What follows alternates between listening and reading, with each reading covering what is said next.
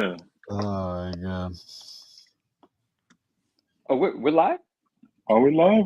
We See, are I don't live. know. I usually tell when people start posting comments in here. I don't know. Someone let me know we're live. What? This is like our third live so far. This So is we only the trying. third time you guys. Oh yeah, we're live, man. I see us on the YouTube. Okay, here we go. I We're good see to us on go. the YouTube. What up? What So, up? all What right. up? Well, hey, everybody. Yeah, yeah, yeah. What's up? Everybody in here, and people who show up one by one, Cheers. welcome. Cheers. Saturday night. Um, you know, we have a special guest, Manu. We have a You've special been a guest, busy man, Sergio. man. He's here. No, I'm just playing. Sorry. Right here, like Sergio's I'm always definitely here. special. You know what I mean? Yeah, he's No, 100% special all the time. I But appreciate that, nah, dude. man, Thank you. good to see you. I know you've been in a lot of content lately. You've been a busy man, so we Hey, appreciate you coming back. some people would call it a world tour. You know what I mean? Dude, it's like a press run. It's really like a press run, right? And it's been fun though, because like remember back in the day, like this is just me reflecting on stuff, but back in the day, like you'll see like an actor or somebody, and I'm not comparing myself to anything, I'm just reflecting on a scenario, and then you'll see them on different channels, on different talk shows, and they're like saying the same thing on every single talk show, like they got the thing that they're supposed to be talking to people about. And so I have been saying a lot of the same stuff, but it comes out a different way or something new gets introduced. But what's been really eye-opening and surprising is obviously different people's channels get different eyeballs, right? So there's always a new conversation that gets started, even if I say the same 30 minutes worth of stuff on different channels. And it's like, so that inspires me. That's like, well, to me, I might get sick of hearing myself, but there's new people every time I go onto a different channel. I get new engagement, new people are asking questions. So it's like, well, shit, let's do this for as long as there's new people that are discovering the information. Because quite frankly, I'm super happy with how everything's gone. Like people are not stopping being upset, and the idea is not to just keep people upset, but being upset is what you get, that passionate sort of community vibe, and we hella need that. We totally need that. And obviously CGC is listening, so no one could even play that card. No one could be like, come on, you guys are just complaining, ain't no one gonna do shit. Shit is happening, and it's happening because we're fucking complaining. So I don't plan on stopping. Yeah. Well, it's about holding them accountable, Yeah, 100%. 100%, 100%, bro. Free, what's going on? Melfi's in the building too. Melfi, what's up? True Blue, what's going on, my man? How are you guys? Yeah, man. It's and when was the day when I think you posted a link to Twitter about the that was lawsuit, day before right? yesterday. Day before yesterday. That wasn't. Wait, was that yesterday morning? It was either yesterday morning or the day before. Well, let me remember real quick because I was obviously live. It was the day before. It was Thursday morning. Apparently that attorney. Oh, sorry, not to cut you off, but yeah, you asked, and it was Thursday morning. Yeah, no, I mean, I know that was a new wrinkle to the ongoing CGC. What are we calling this whole ordeal? Scandal. Reholder gate. Yeah, there's all kinds of names for it. So here's what I wanted. Here's what I did say the other night. Like someone, I was on with Comic Doc. Comic Doctor is his YouTube channel. Had a great time, great conversation. It was really fun, and I was introducing a new wrinkle. Not like actually, but I was implying something that I'm not ready to talk about. And then he goes, Manu, I don't think we can handle another scandal. And then the way I framed it, I was like, guys, now it's not about the individual scandals. Third party grading is the scandal. And then there's a whole bunch of things in between that we are able to talk about and point to. But the scandal in itself is the broken system, and it's broken in a bunch of different ways, right? Like that lawsuit that came out the other day, we asked that question, could the reholder scam be an inside job, right? We were asking, like, what's the involvement here? And he quickly was like, no. But clearly, this was already known because this lawsuit started in September. So he didn't technically lie because we asked about the Zane Glore situation, the reholder situation, but he was completely aware. And all of us had our suspicions anyway. Like, how could you just say with confidence it's not an inside job? You actually don't know. That just means you're not aware of an inside job. It doesn't mean that it's not happening. And he, in fact, was aware of one. And even though this may be unrelated, like these two individuals, this husband and wife that were stealing customer comic books, printing out their own labels, doing whatever the fuck they were doing, these individuals may not know the reholder scam people. They may not have any fucking connection, but they might. We don't know. And it really doesn't matter because it just highlights that shit is a mess at CGC. That's the important thing to highlight. I'm sorry that CGC is being victimized by these individuals, but there would be less to become victim to if your facility was secure, if your case was secure, if your operating protocol was had checks and balances that could keep you safe.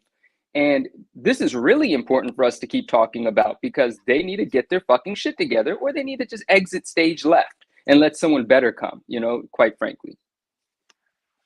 Yeah.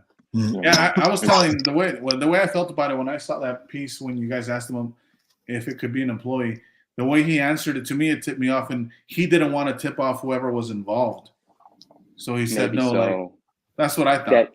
That's true. You know what's interesting about you're dude, that's super. That might be actually completely true because the complaint, the lawsuit, the morning that we got it, Paul Lesky, I'm sorry if I'm getting his name wrong, the individual on Twitter that posted it at 6:30 that morning, he has nothing to do with comic books, but he is a collector from a different community. I just don't know his history, but he's also an attorney. That lawsuit, we as a community may have actually had it before it was even served to the two people named in it. It was because it's public. Once it's filed, it's public. And if you're an attorney, you have access to it. And if you're an attorney in the collectible space, or you have an interest in the collectible space, you're just paying attention to shit. You see the name CGC, you're like, what the hell? And then you post it on Twitter, and we all fucking grabbed it and made our content with it because we have friends like, shout out Neo Cards and Comics. He sent that thing to me at like 7, 8 in the morning. You know, did you guys put in a FOIA request, or you guys just looked it up on like the? You guys just because did you do a FOIA request, or did you look it up like on the website because you knew something? First, I want to know what that word is. You're about to educate me. A what request? Freedom of Information Act. Oh no. So we just went off of everything that Paul had already shown. Like he broke it down. He took the most important parts and illustrated it in a bunch of Twitter posts, or one Twitter post with a bunch of follow-up posts. I really don't know how Twitter works. So he did that. But other individuals, like I tagged Sticky Goose. Sticky Goose is a comic book YouTuber, and I tagged him in it. And his wife is actually an attorney. So she went and to I forget the website's name and printed out the 40-page document. And they did an entire video breaking down way more pages of it. And it's a fantastic video, right? So I didn't print shit out. I got my bullet points. I figured out everything I needed to figure out. And I was like, okay, I get it. There's two people, they're stealing, they're printing out labels, they're taking customer books. What the fuck else do I need to know? That's it. Yeah. That's a solid point, Interglobal. Yeah. What'd he say? Interglobal, what up? CGC Comics anymore. If your girlfriend cheats on you and you take her back, that's on you. Personally, trust once broken, it's tough to get back. Yeah. I'm with him completely. Is it really about trust, or is it about necessity, right? I know you talked about that with the comic doc. There's just a necessity for third-party grading because of the premium, price you can get on collectibles. It's part of the part chase. Of the hobby. It's a different chase. Yeah, like they're basically Nike in the comic world. Like they're basically Nike. They have become a brand that definitely delivers a premium on the book, right? The plastic itself wouldn't add any value. The fact that we have regarded them so highly as an authority definitely garners value. And obviously now we have decades of price history with those grades. It's become synonymous with the trade of comic books. And that's a great advantage for them to have monopolized this in a sense, but that's a disadvantage to the community. And we do have a choice. The choice is, well, we could just keep this shit show going the way that it is, or we can disrupt it, become uncomfortable for a while, and build a better future. I'm obviously on the side of building a better future, regardless of what the setbacks are in the short term. Even if it's an extended short term, I really don't give a fuck. We're still going to have fun collecting. We're still going to have fun as a fucking community. It doesn't matter. We'll wait for something better to come. But in regards to it being a necessity, like I've talked about, I did grade a book a few weeks ago. I've only graded one. I have obviously, you know, I'm still restricting myself, but I needed to grade that one so I can have it be represented with the grade that I needed for it to get the money that I wanted for it, right? And that we can call a necessity, but it wasn't. It was a luxury, but I still decided to do it, right? And you know, so partially a hypocrite, but also I justify it by saying, well, there's no justification. I could have not done it. I could have sent it to CBCS and tried to get the same money. I likely wouldn't have gotten the same money, right? But it's a choice that I made. There are other books that I have not submitted that I absolutely want to. You know, they're valuable books. I want to get the grade put on them. I want to move them, but I'm waiting. So it's not like a complete hypocrite. And at the same time, I remain vocal about the issues. And so Did he freeze for you guys? Yeah, he lost him there for a second. I think a little bit of technical difficulties here. Kind of like competition out there. Yeah. that's me. Hello. There you go. There you go. You're back. Oh, you're You're back. back. Yeah, I got scared. All right. I forgot what I was saying. Oh, Comic Doc. Oh no, carry on. Yeah, what's going on? No, just real quick on this whole branding thing too. I think it shows how strong branding is, because even when, like you said, we're the ones who uplift these companies to be in the positions that they're at, and then we come to find out we're no longer happy with how we're being treated, or our business is not being like valued enough, whatever the case may be. Yeah. We still find a hard time switching to any other brand.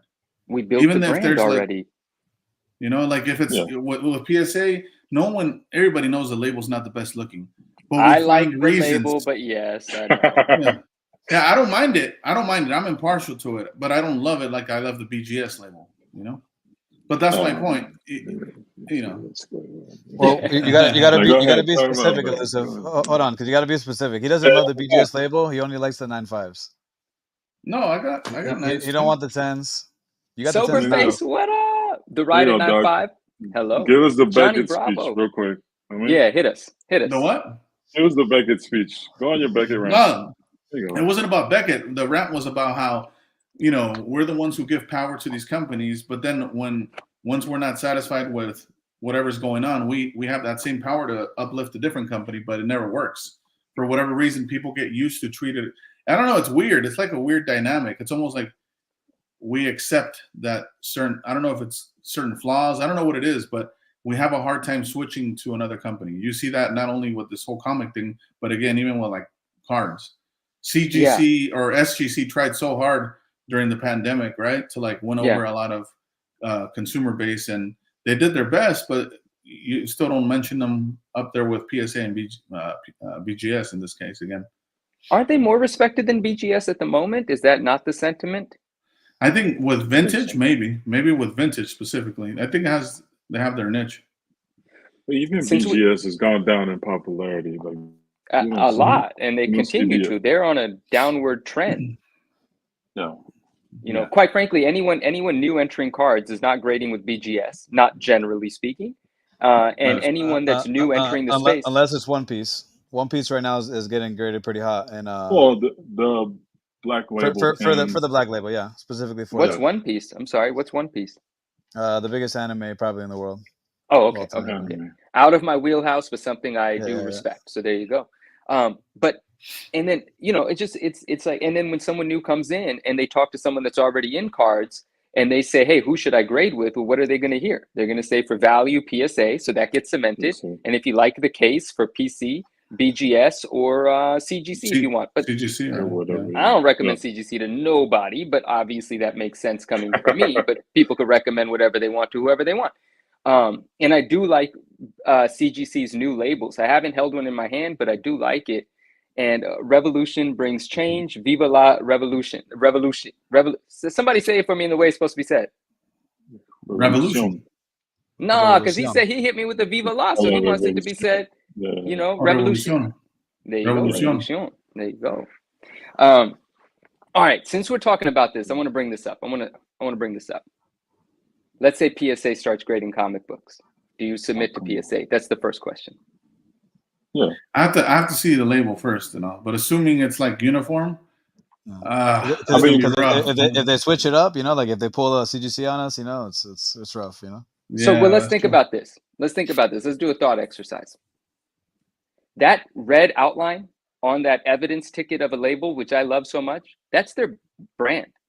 Like right now, I can print a shirt, and I've thought about doing this, but I don't represent them or sell their products like that. So if I had a blank shirt and all it had was a red rectangle that wasn't connected at the bottom, you would know that was PSA on my shirt. If I'm walking around a con and all I got is a red rectangle that's open at the bottom, you would know I'm referencing PSA. So I would bet that some iteration of this is what's going to be on the comic book case if a comic book case is made. Now, if they make a comic book case, are these frosted edges going to also be part of it? It's going to be very interesting to see this expanded out. That is going to be very interesting to see. And I hope they do a good job if they do. The reason I talk about it like this is because it's obvious to me that they are thinking about it.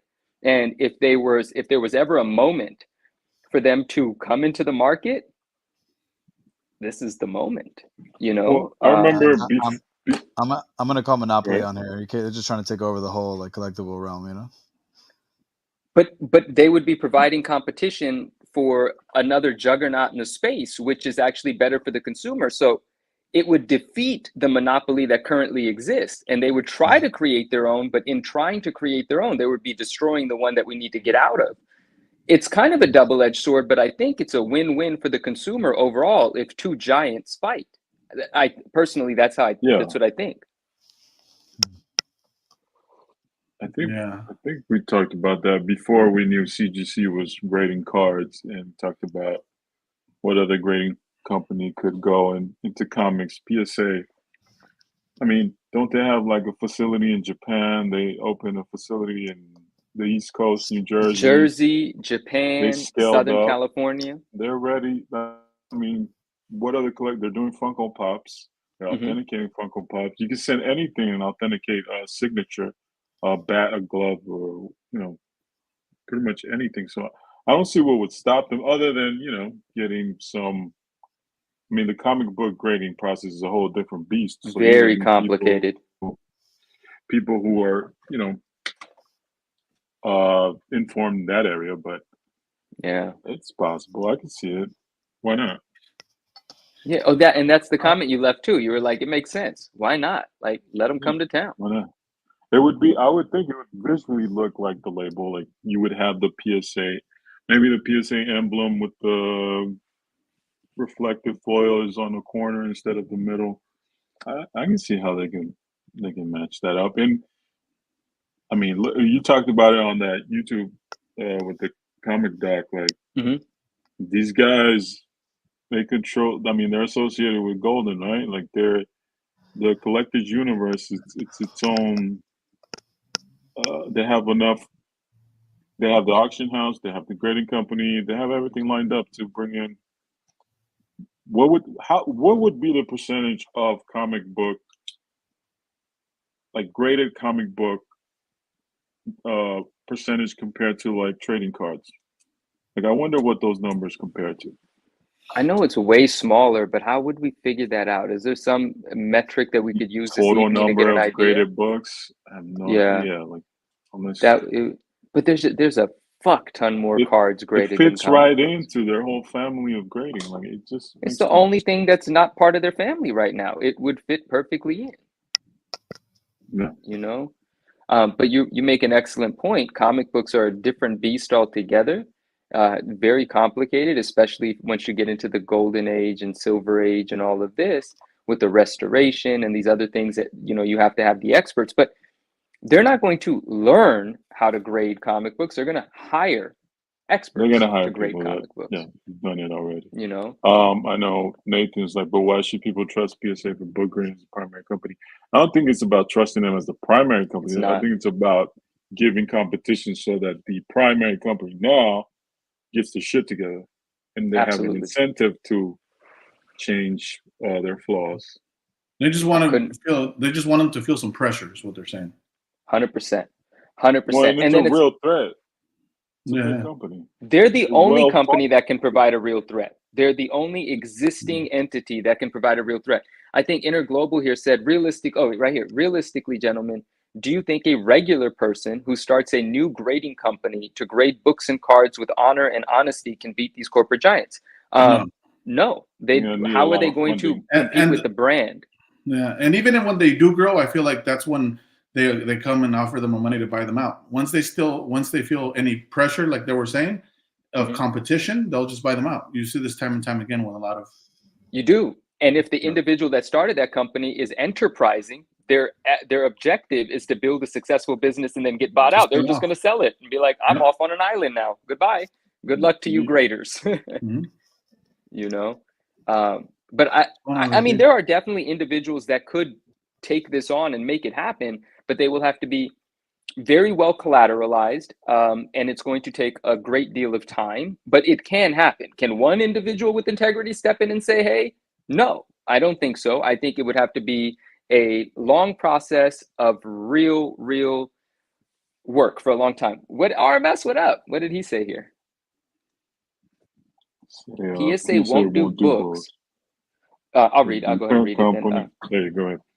Okay, PSA won't do books. It would be their parent company, Collectors Universe, that make the decision to enter. They would not use the Professional Sports Authority name associated with comic book grade.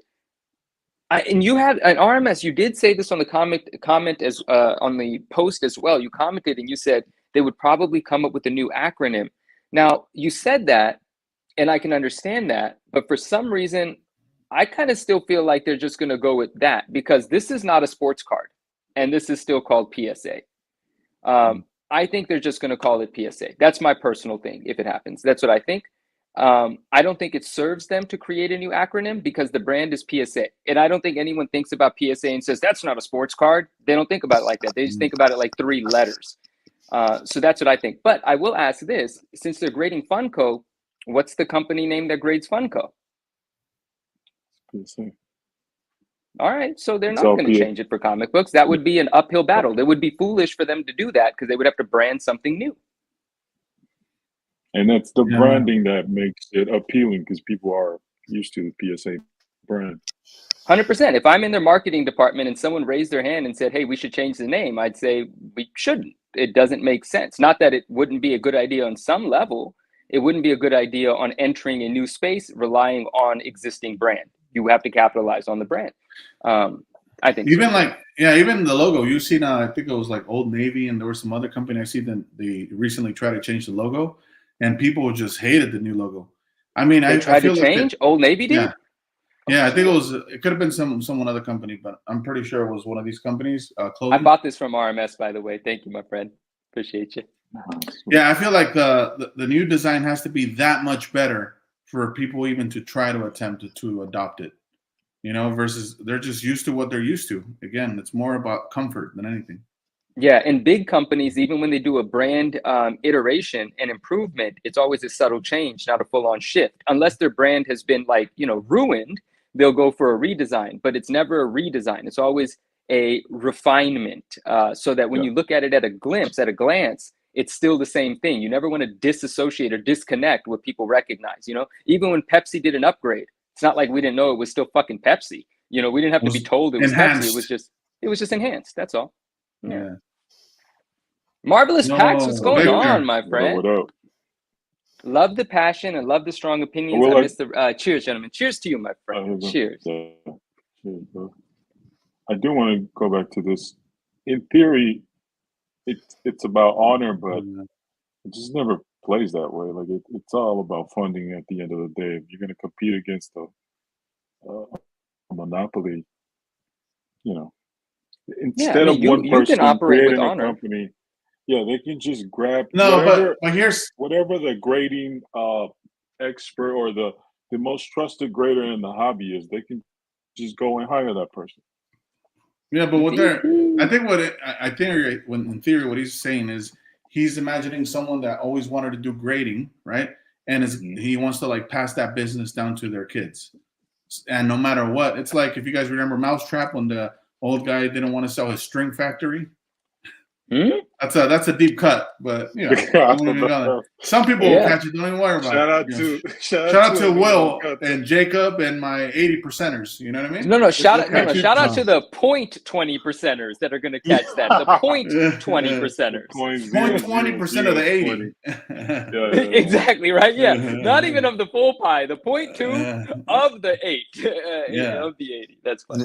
You know what's crazy too about the CGC thing is like, you know, we're talking about all like the legal stuff going on, but how many people actually don't know what's going on, like at all?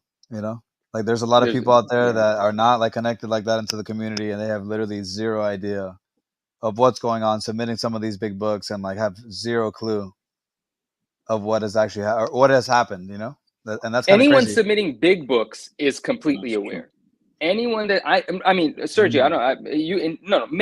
Maybe I'm off because I want to think this through with you. But I would out there, brother. They're out there. I'm not saying it's a lot of them. They're out there, man. You know. No, you're right. There's definitely people out there that are in the big leagues of books, but potentially unaware of the drama. Because if they're not on social media and they're just a collector in a small crew of old school, big, deep pocketed collectors, I don't know, man. Like this news has traveled quite a bit, you know. A lot of people have knocked on a lot of doors, so maybe people don't know. But casual graders, there's a bunch that don't know because I've been on like different channels that are pop culture channels, huge channels, right? Not on like as a guest, but meaning like in the chat, watching their live conversations as they're talking about CGC.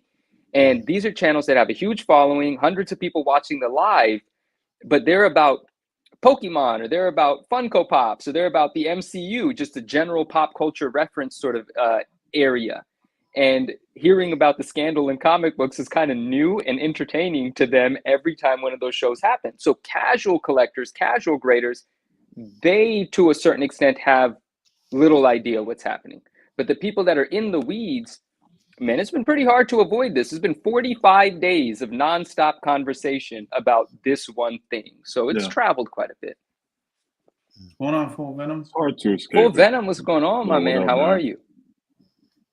And even like if smaller graders are unaware, like a lot of these comic book presses do a lot of business with CGC.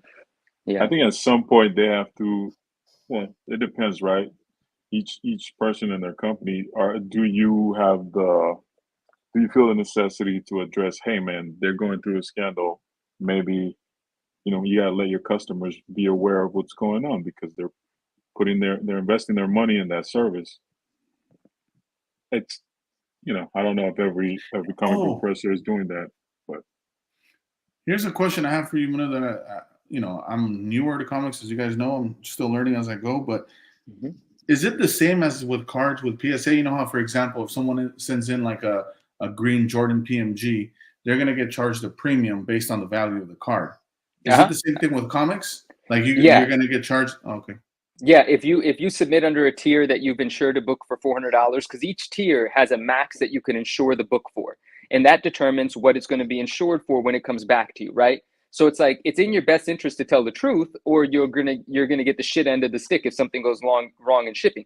But you know, from time to time, you're just like, man, fuck this thing. I'll just submit it under the $400 tier, even though the grade is probably worth over $1,000. If they're paying attention, you get that email that says you've been charged this additional amount. But this is actually really important to talk about, because for the expensive books, there used to be a tier called walkthrough. And now that tier is called unlimited value. But the way it used to work is you used to pay, your grading fee would be a minimum of $150 or 3% of the post-grade value, and whatever's more expensive, right? So if you think it's going to grade a 9.6 and a 9.6 of that book is worth $50,000, you're going to pay 3% of $50,000, not $150. But if 3% is less than $150, then you're going to pay $150. Now and there used to be a cap. The cap was $5,000. If you graded a $700,000 book, you're still not going to pay more than $5,000. Now, the 3% has been raised to 4%. The minimum, instead of 150, is now 100. Both of those things are not good. And here's the worst part: the $5,000 cap is gone. So they are now incentivized to grade your $300,000 book as a $700,000 book, right? When you're sending in a vintage, expensive, it's only going to be sold on heritage type of book, you're going to get that bump, even if the fucking grade isn't right, because they're going to make an extra $15,000 or $20,000 just by writing that 6 instead of that 4 is a mess. I just personally think that's a big conflict of interest. Yeah, that's the why I brought it up. That has been my biggest issue with. And not me personally. A lot of people think that. Automatic Comics did a great breakdown of it. People in the chat last night with Dr. With Dr. Comics, that a lot of people agree that that's kind of iffy. I don't think they should have done away with the minimum. And check this out. Last year, I'm going to leave names out. But last year, a very big collection was found. And this change actually didn't happen this year. This particular change happened last year. I just didn't notice it until Automatic Comics made a video on it with the new price changes that happened, right? CGC discounted some prices because they're trying to just pretend they're the good guys when all this shit is happening. No one gives a fuck about their discounts. We don't give a shit about the prices going up. We just want the service to go right. Like, no one cares. But last year, there was an individual that inherited a multi-million-dollar collection. In that collection, there are several $1 million+ books. He sold one of his books last year for $1.1 million. He's got a book right now that previously sold for $3 million, now recently sold for $2.3 million. So he's not selling it yet because he wants $3 million+ for it. So he's going to wait. Point is, none of those books were graded until last year. And last year was when it changed from a $5,000 cap to no cap at all. That's interesting. How convenient. How convenient. So I'm sure shit like that. It's just coincidence. Of course, it's just coincidence. No one's in here to make any fucking money. And the other thing is this: there's no authority governing them. We've given them this false authority. I continue to say it's not a regulated market. If we have an issue, we have to take it up with the person that robbed us. We can't call someone else and say, hey, fuck this company. If they were a regulated business, they would have to report to someone that was governing them and make sure they stay in business. They get to do whatever the fuck they want. Anytime they want to change the rules, they just quietly update their terms of use. We don't ever know that. But when they change their mind, they change the fine print. That's it. And I mean, if there was a company governing them, they just pay off that company. But if it's the government governing them, it gets a little bit more difficult. Not that you can't still fucking do it. Let big pharma, cigarette companies, come on now. This shit allegedly still happens. Allegedly. Yeah, allegedly. I'm not trying to. With all due respect, of course. That's my favorite, bro. The other day I wanted to reply to someone's comment. There's this asshole troll that just keeps saying stupid shit that doesn't mean anything to anyone. And now I just kind of laugh when I see his comments. But the other day I just wanted to say, with all due respect, ... but not say shit else, right? Like, yeah, with all due respect, go fuck yourself. But I don't have to say it, right? The variant section, what's going on? How are you? Late to the show. It's past my bedtime. It's all good, my friend. Thank you for being here. He's such an old man. Wow, that's true. Just a couple extra minutes, man. Isn't it Saturday also, by the way? That's crazy. It's fucking Saturday, bro. 9.9. Let's go. Give me my 9.9 pre-screen. I'm trying to send all my shit in. Hey, so that 9.9 ain't gonna be that if you get PSA. That 9.9 pre-screen is gonna fuck. No one's gonna give a fuck after a bunch of 9.9s come out, bro. No one's gonna give a shit about them. Sergio, you're about to say something. My bad. How do you how are you feeling with the whole 9.9 situation? And how does that work? Like when is that start? Like what is the process?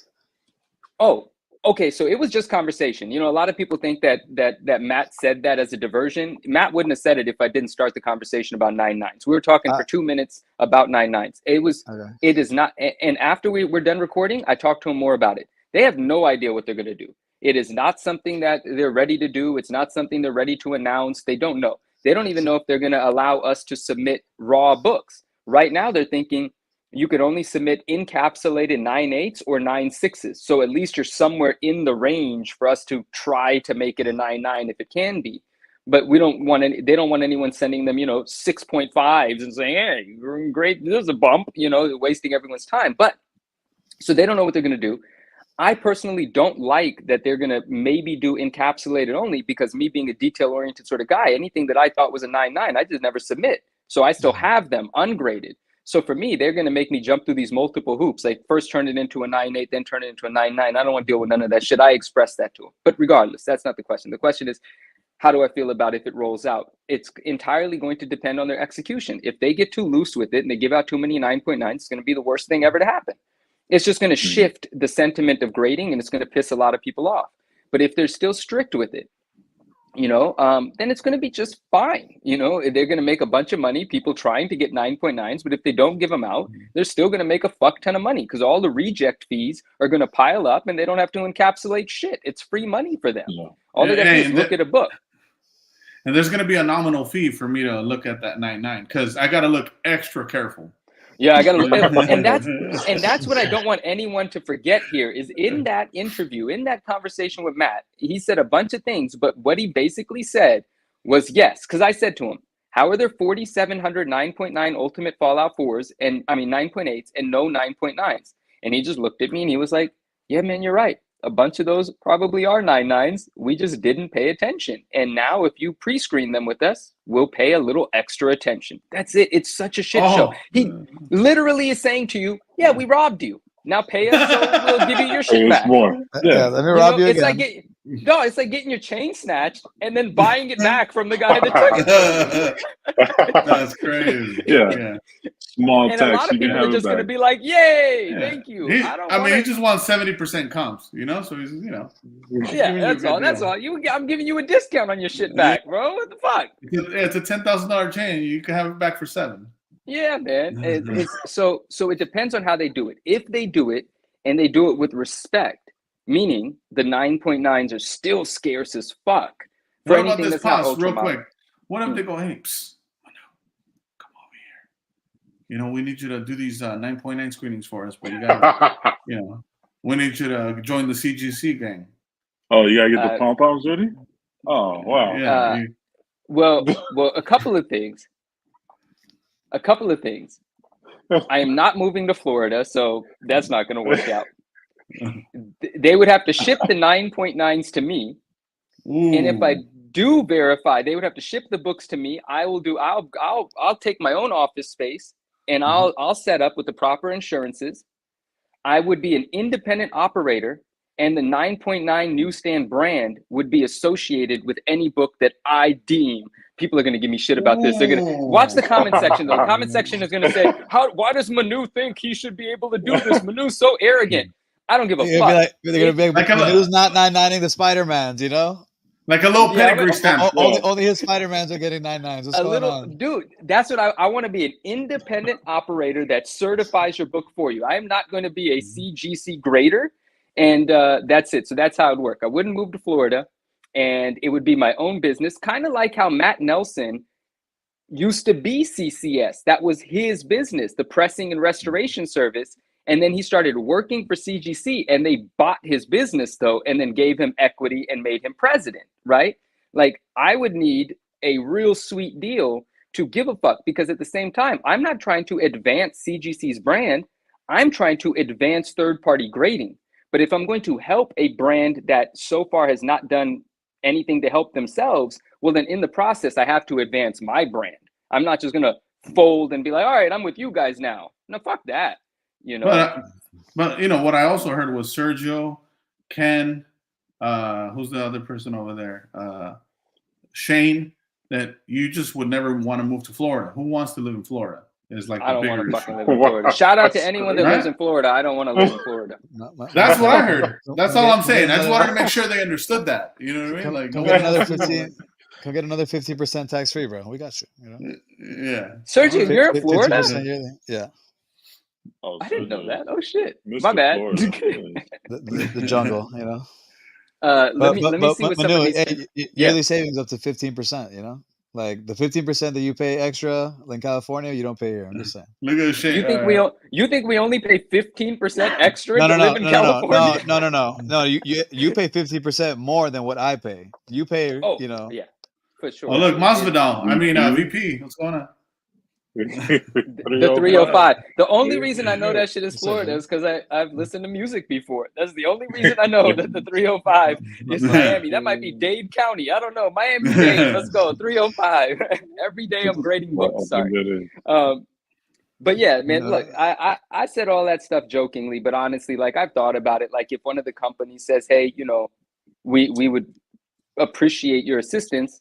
I have been a consultant in the past. The idea of proposing, you know, some sort of arrangement, some sort of agreement, 6 months to a year to assist is something that I've already had to think about. But at the end of the day, I would have to remain completely independent so that my integrity is intact, right? Because I have to be able to be independently critical.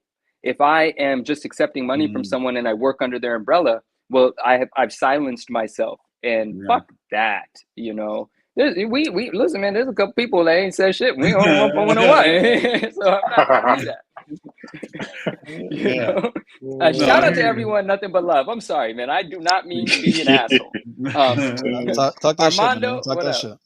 Yeah, we all see. The thing is, we all know without even saying it. So that's fine, because you know, I don't want to fuck with anybody's flow.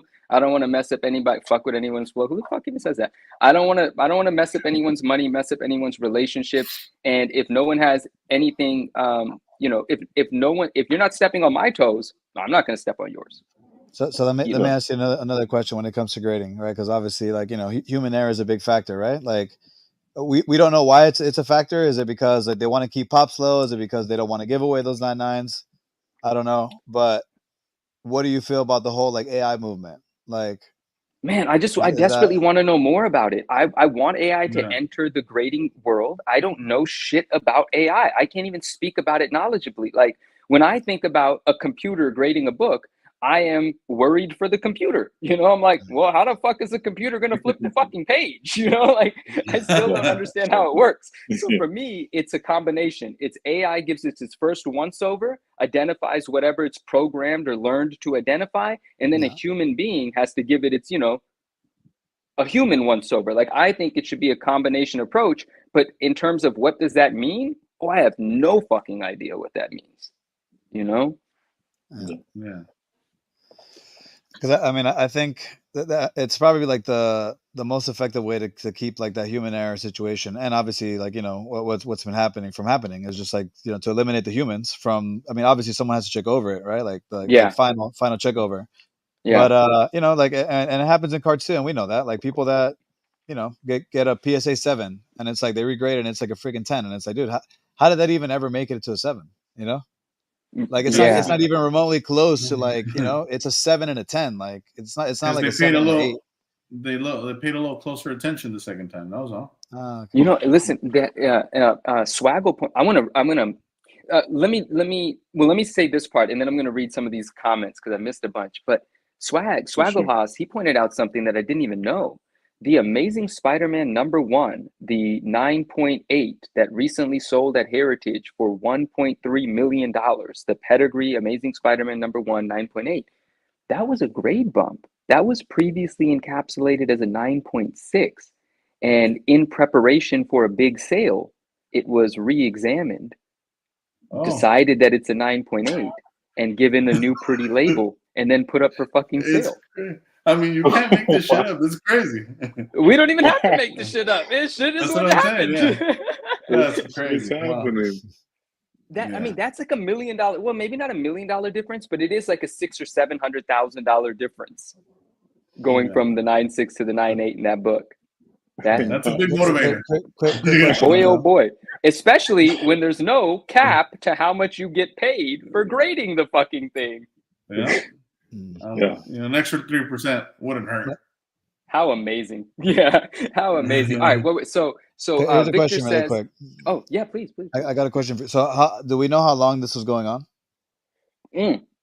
So the initial reholder thing that we discovered with the Amazing Spider-Man 252, that individual has been selling fraudulent and tampered books for over 10 years. So we tracked that back. Oh yeah, we tracked that back to listings of his from over 10 years ago. And he's been active in the reholder thing probably since about 2021, 2020.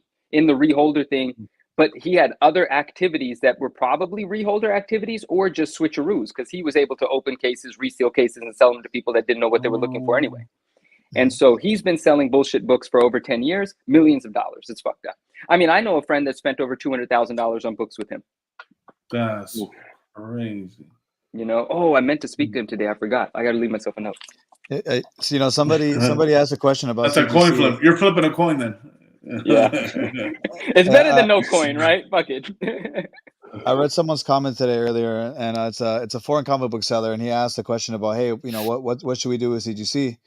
And he's like, you know, obviously in an ideal world, he would like a more advanced kind of like seal, where like if you rip it at any point, there's like automatic, like, you know, the ink's gonna fucking blow up inside the thing, like it's over, you know, like there's no chance of cracking and, like, you know, all that good stuff. And I mean, yeah, that's the I mean, probably because a conversation I always have is like true senses, right? Like there's you know, a bunch of books and like a bunch of numbers, and it's like, those numbers can't be 100%, and there's no way they're 100%.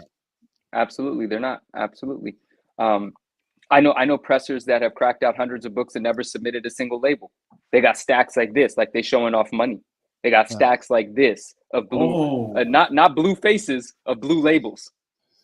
That's crazy. They don't send shit back to CGC. So depending on what those books are, those blue labels are potentially more worth more than 10K each. Yeah. Now that we know that you could just put that label into another case, oh gosh, look what I just. This guy was printing money for 10 years, is what I hear. That's crazy, dude. You know, and even some of the older things he was doing, like a lot of people said that he might have just worked his way up to these big books that got our attention. The only reason this thing got my attention is because it was a Mark Jewelers 252, not because it was $16,000. It's because it was a Mark Jewelers 252. He has been selling books that were in that range forever. I got a friend that paid him $28,000 for one book in 2021. One book. He didn't graduate to 15,000. He's already been playing in that thing for hella years already. Yeah. He just got a little too loose with the really rare stuff. Like, why the fuck would you decide to put together a set of the best Mark Jewelers in the world and try to sell it for $90,000? You think no one's going to sniff around? It was a silly move. All right, so let me read some of these real quick. Free Comic says, why? Oh, thank you. I appreciate that. He goes, why does Manu think he could do this? He should be able to do this because I am an arrogant asshole, my friend, apparently. But no, I appreciate that. That's hilarious. And then Marvelous Pack says 99 Newsstand would be a dope grading company of collectibles. Nice ring to it. I kind of like it too, man. I appreciate that. RMS says, then you don't have to stress out about all this grading drama and enjoy your collectibles as is. There is no need for the drama in your life. He must be referring to going raw, because that's what I would understand of that. So I missed something, and that's an excellent point. You would stress if you were buying an old book because you're worried about whether it's restored or not. You may not, have the knowledge to determine that on your own, but the stresses of having a fraudulent book in a encapsulation are definitely gone. True Blue says worst internet in the country. Is it? Is that why we're doing all of this? Oh, Florida. Yeah. Must be the humidity. Wi-Fi. Thanks, bro. Armando says, get the Manu autograph of approval on the corner of each 99 that pops up. This is. Well, look.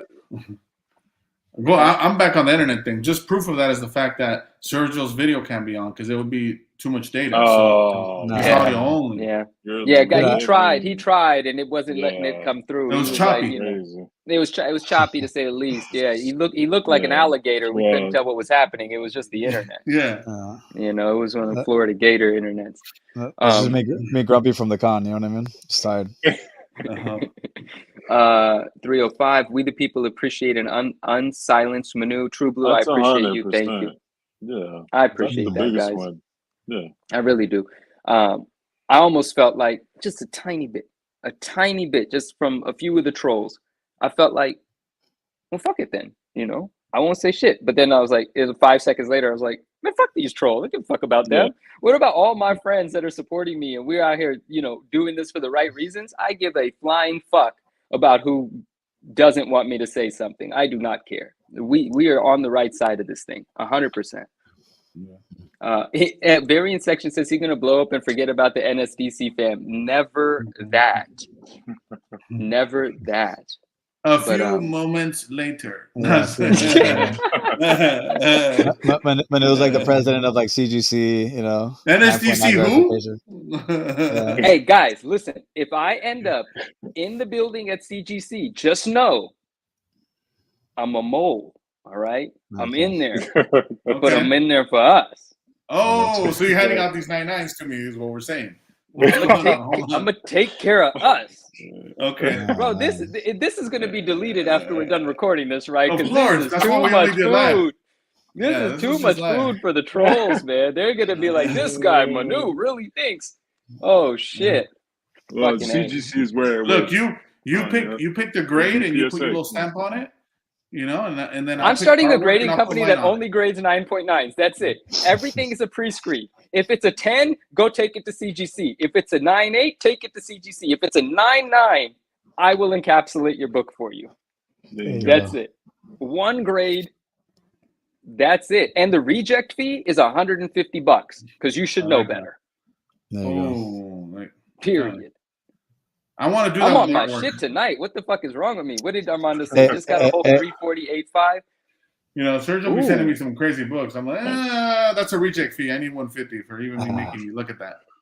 You know, I give an explanation though, and you know, Elusive is like, you know, he's gotten better, but he's like, oh, it's got to be like a 9. I'm like, bro, it doesn't work like that all the time, dude. Like some of these foreign books and stuff that you're picking up, like you're not gonna get a 9 all the time. Hey Sergio, did you see? I mean, yeah, that's shout out to Minor Key Comics, friend of ours on Instagram. Great guy, great collector, great. I sold him a raw Italian Amazing Spider-Man 300, the black cover that says Venom. Oh, yeah.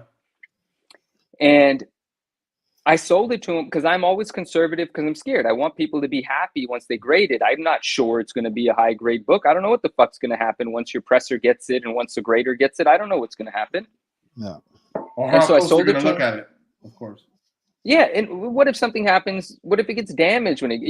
What if it gets stolen when it gets there? But in any case, I sold it as like a as a very fine plus. I was like an 8.5 or better. You know, like I can feel good about that. He got a 9.4 on it, bro. It's the 6th or 7th 9.4 on the census. I just sold the 9.4 for like $900 is what I sold a 9.4 for. Maybe it was $950. I don't remember.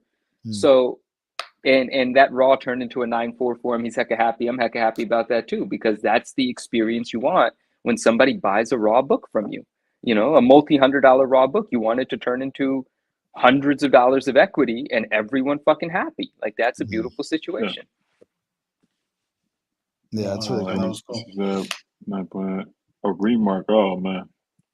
What does it say? The show NSDC slab with a 9.9 newsstand pedigree and a Doom card remark. That'd be that's the everything right there.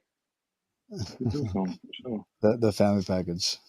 You know, Justin got me this, and I still really love this thing. I've never seen anyone else with one. I know there's more out there, obviously, but I fucking like this thing.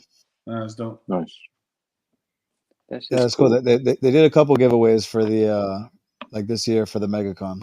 They gave like a Wolverine pen. They had a I saw that. A Batman pen. That a CGC like 10, CGC 99. Oh, I gotta show you guys something. I gotta show you guys something, bro. So at first there were only 2 10s of this card, right? Of this sticker. Sorry, there were only 2 10s, and then I bought them both, and then I sold one of them, and I had one of the 10s.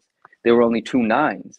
And one of our friends bought one. He's with us, and I bought the other 9. So I kind of had everything. And then somebody graded 2 more 10s. I bought them.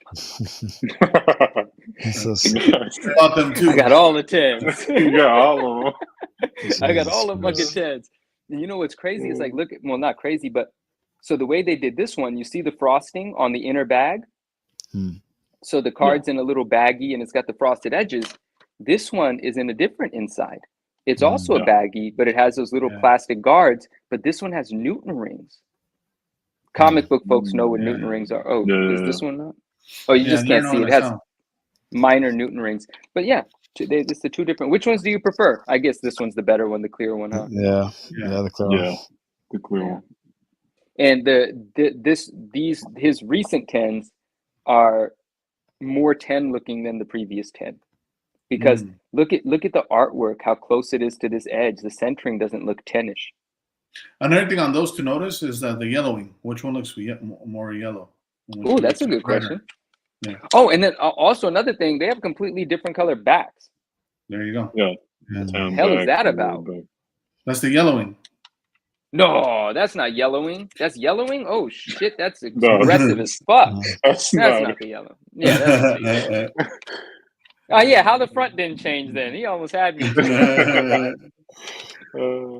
That's funny. But one of these is for sale. If anyone wants one, call me. Well, right here, man. RMS need one.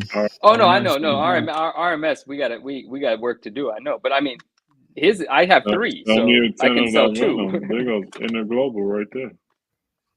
Please sell me 10 of that Venom. Inner Global, are you serious? Because obviously I will. I've got 3 of them. So, but I'll say this: I'm not saying what I'm going to ask for it, but if this is a deterrent or if this is an encouraging mechanism, I sold the last one for $500. So keep that in mind, because knowing I sold the last one for $500, I'm not going to sell one of these for $300 or $400, right? So just got to keep that in mind. 100%. 100%. Damn, that's crazy. Venom 101 eBay for $6K. Venom 101 is on eBay for $6K. What's that? What is MKS? Midnight Suns, I believe. Oh, you're talking about some brand new stuff? Let's look at it. Brand new.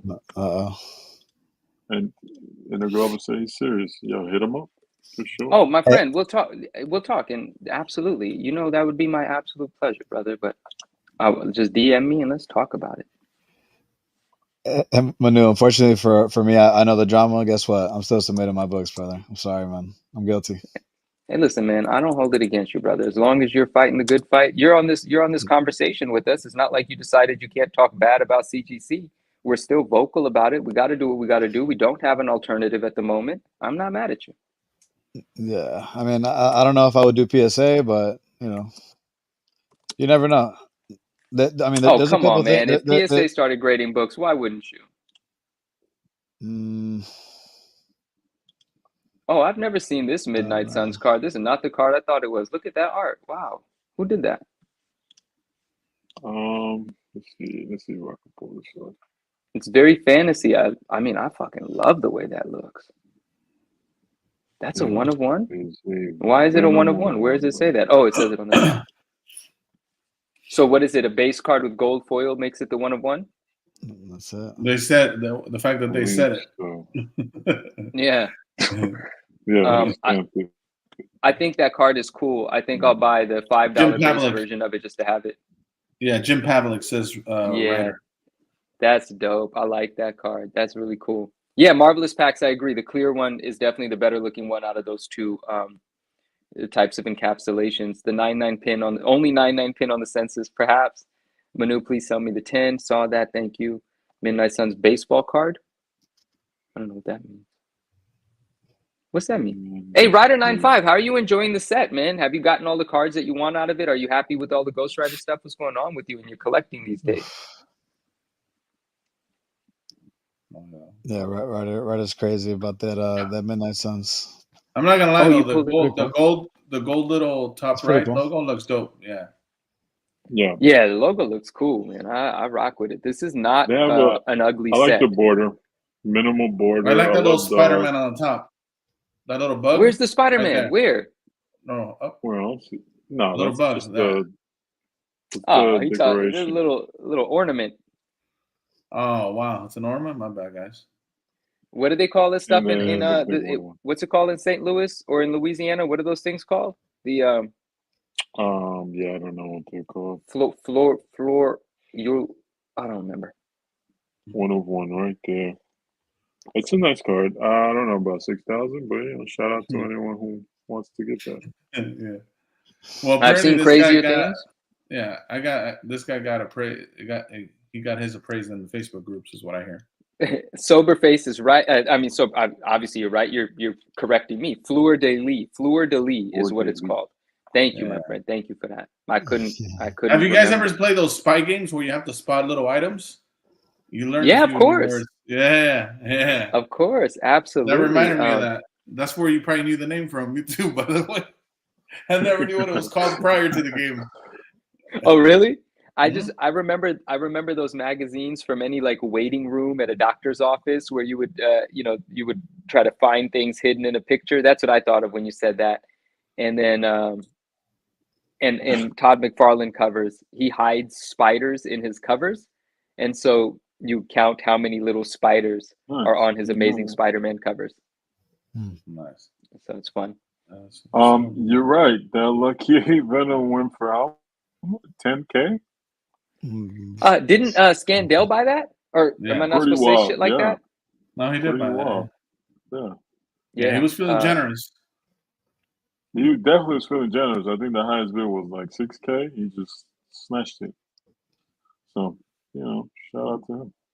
That's that it's real a wild time right now. That's the real snipe. You sniped. Very, very wild. I mean, do your thing. Yeah. So the Venom Lucky 8, I just bit my tongue, is a card from 2019 out of 8, right? Out of Marvel, Flair, 2019 Marvel Flair. And it has no parallels. It was the Omega. It was an 8 out of 8. Ooh, that's that lucky. Mm-hmm. That's that double lucky. That's that double lucky. Mm-hmm. Yeah, that is. I'm not mad at him, man, and he's an aggressive collector. Yeah. No, for sure. He pays that's sure. crazy. I don't know, 10,000 for man. Shout out to him. Full Venom. He said 2 of them popped up at the same time: the 8 of 8 and the 4 of 8. How much did the 4 of 8 go for?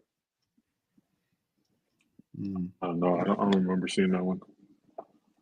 You know what makes me happy? Like when I sell a card on eBay and then it makes it onto like Gingy's market report. I'm always so juiced. You're like, yeah, it's mine. Wow, I've never made it on there. That's crazy. What? Oh, man, you gotta have them verified. Your buyers don't be paying? Elusive, your buyers don't be paying? I guess not. You know what I mean? I'd be selling thin air. That's crazy. Wow. That's because Gingy can see when it's manipulation, all right? Gingy knows when you're just shilling shit, all right? Oh, okay. I thought you just paid him a little extra so he could pay attention to your sales. Why would you say that on the stream? I DM him right away. Hey, this one was paid. It was paid for. As soon as his video comes out, I refund the money. You already know the gig. Yeah. That makes sense. No, that's crazy. Well, funny story about that Lucky 8, because people that know me, I've been talking about that card like for 3 years now. I actually missed an auction and I lost it for $350. Whoa. The 6 of 8, number 6 of 8. I still have photos. $350. I was brand new. No, don't start this. See that I'm shit. So this is in 2019. Right now. You know, I'm like I'm opening them up. I'm feeling like I'm like it's a safe zone. It is, man. It's a safe place. Hard for man. Elusive. Yeah, it's 2020, 2021. We got you. The back of the card was chewed up. If I had to give it a grade, to be honest, it looked like a 6, PSA 6 or a 5.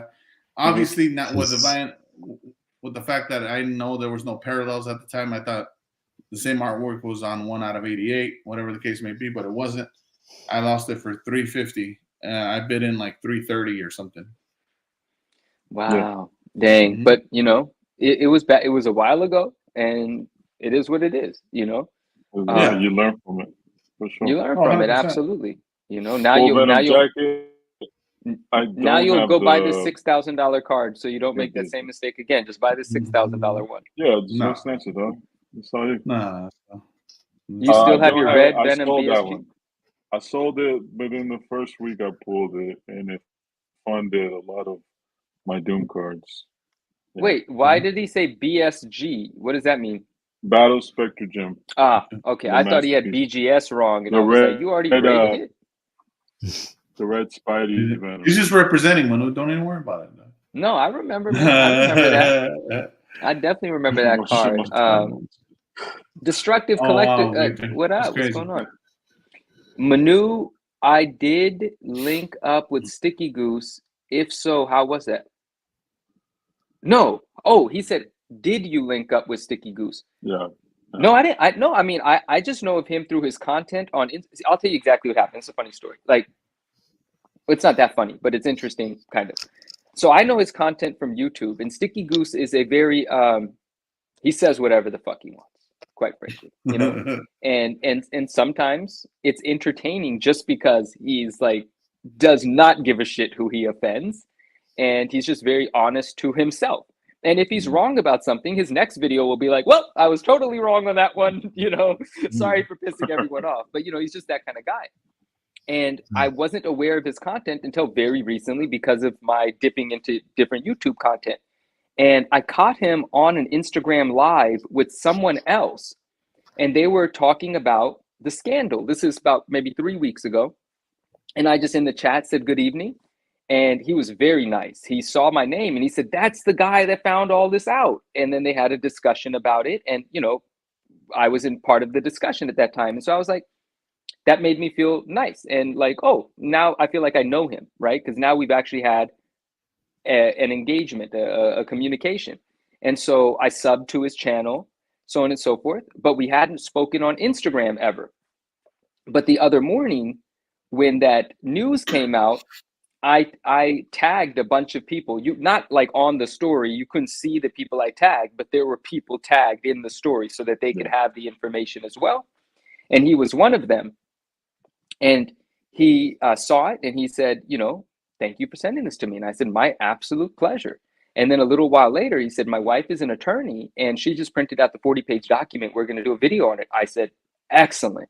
And later that evening, that video came out, and it makes me really happy when people show love, and he showed a lot of love, like, you know. And so that's my relationship with Sticky Goose. I'm a subscriber to his channel, a follower of his on Instagram, and that's the extent of our connection. And I like that, and I respect him for the way that he handled things. So shout out Sticky Goose. Hey, just to switch it up a little bit, I did have a question real quick. Have you been looking into Golden Age or Silver Age books? What's going on over there? What covers are we being drawn to? Nothing crazy yet, but you might be aware of this. I think you are, but I don't know. I did get my first ASM 50. Yeah, I saw that. Dude, the last time I was on the stream with you guys, I was talking about how I can't wait to get my first ASM 50. And RMS, shout out RMS, he actually bought the same grade, the same label a couple of weeks ago and shared it on his Instagram. I was on an Elite live sale, and this book was there, and it had a price tag on it, and I made my offer on it, and then I got I was firm on a certain price, and then another individual in the sale chipped in to get to the seller's price, and this came to me. And it's my first time having it. It's absolutely beautiful. I've never had a 4.5. 4.5s are 4.5s. Like, look at this spine. Like, my goodness, look at all that action on that thing. That's why I wanted to ask you about this, because I know you like the higher. But you know, you just gotta have a. I'm just shifting my perspective for the respect for a book from freaking 1967. Does it feel specialer to you when you have that in hand versus? Yeah, but this ain't working for me, bro. I need a. Oh no, yeah, this feels special to me because of what it is, but I just haven't cracked it out yet, and I need to crack it out because I want to touch this ASM 50. I want my first ASM 50 to be with me, and then we'll see what I do from there. I want to touch it. This doesn't feel right for my first ASM 50 to be like in here, and it's not like it's a 9-something. You know, it's not thousands and thousands of dollars. I'm not too concerned about losing the grade, you know, taking it out. I'm not that concerned about it. How did you get to the grade though? Because I know I bought it. It was graded already. No, of course. But how did you land on buying a 4 or 5, or was that just a coincidence based on the price you were trying to pay? It was a coincidence based on the fact that I was watching that live sale and they accepted my offer. You know, it was I grabbed my other phone. I looked at the prices. And the 3 comps were $25 below his asking price, and I offered him $125 below his asking price to make sure that I can buy it for a price that I can sell it for more than if I want to sell it for. And it worked out. So that's why I entered into this. If it was a 5.5 and the same sort of proportionate discount worked out, I might have bought a 5.5.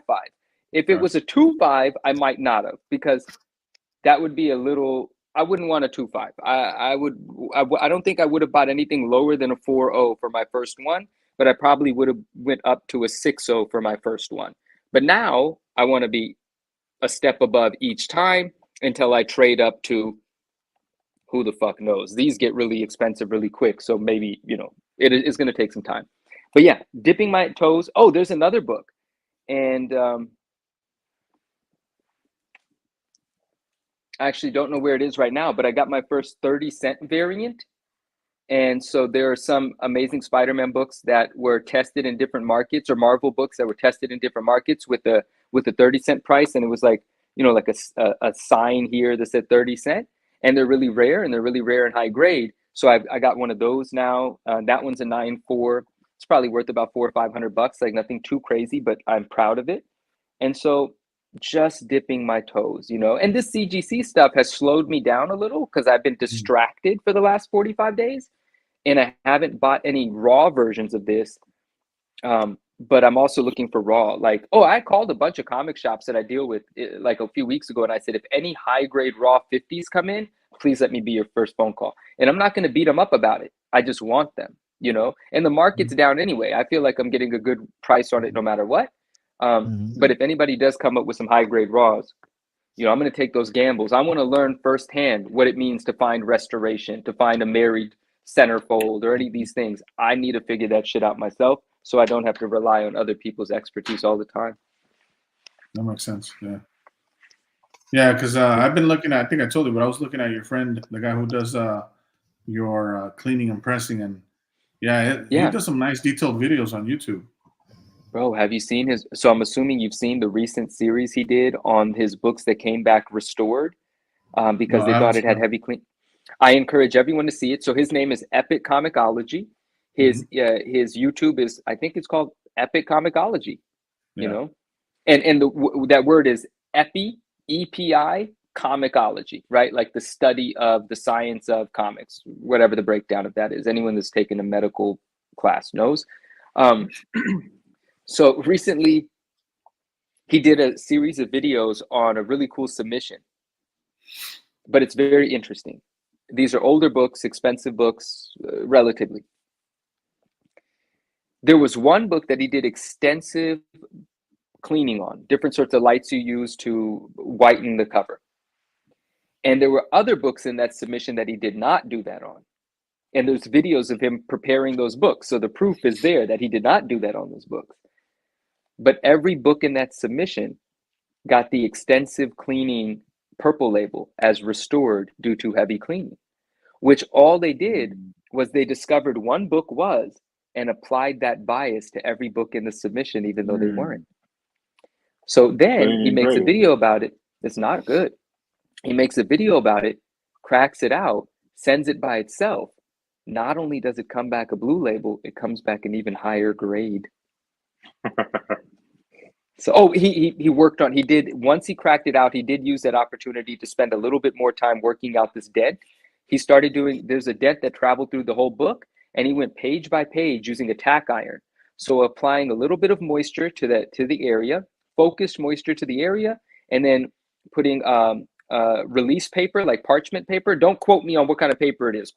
Take his advice. Don't buy the wrong shit and melt your book. But like a release paper, and then a small tack iron, and then flip the page, do the same thing. So he worked this dent out, but it got him an entire grade bump from a 5.0 to a 6.0 in this book.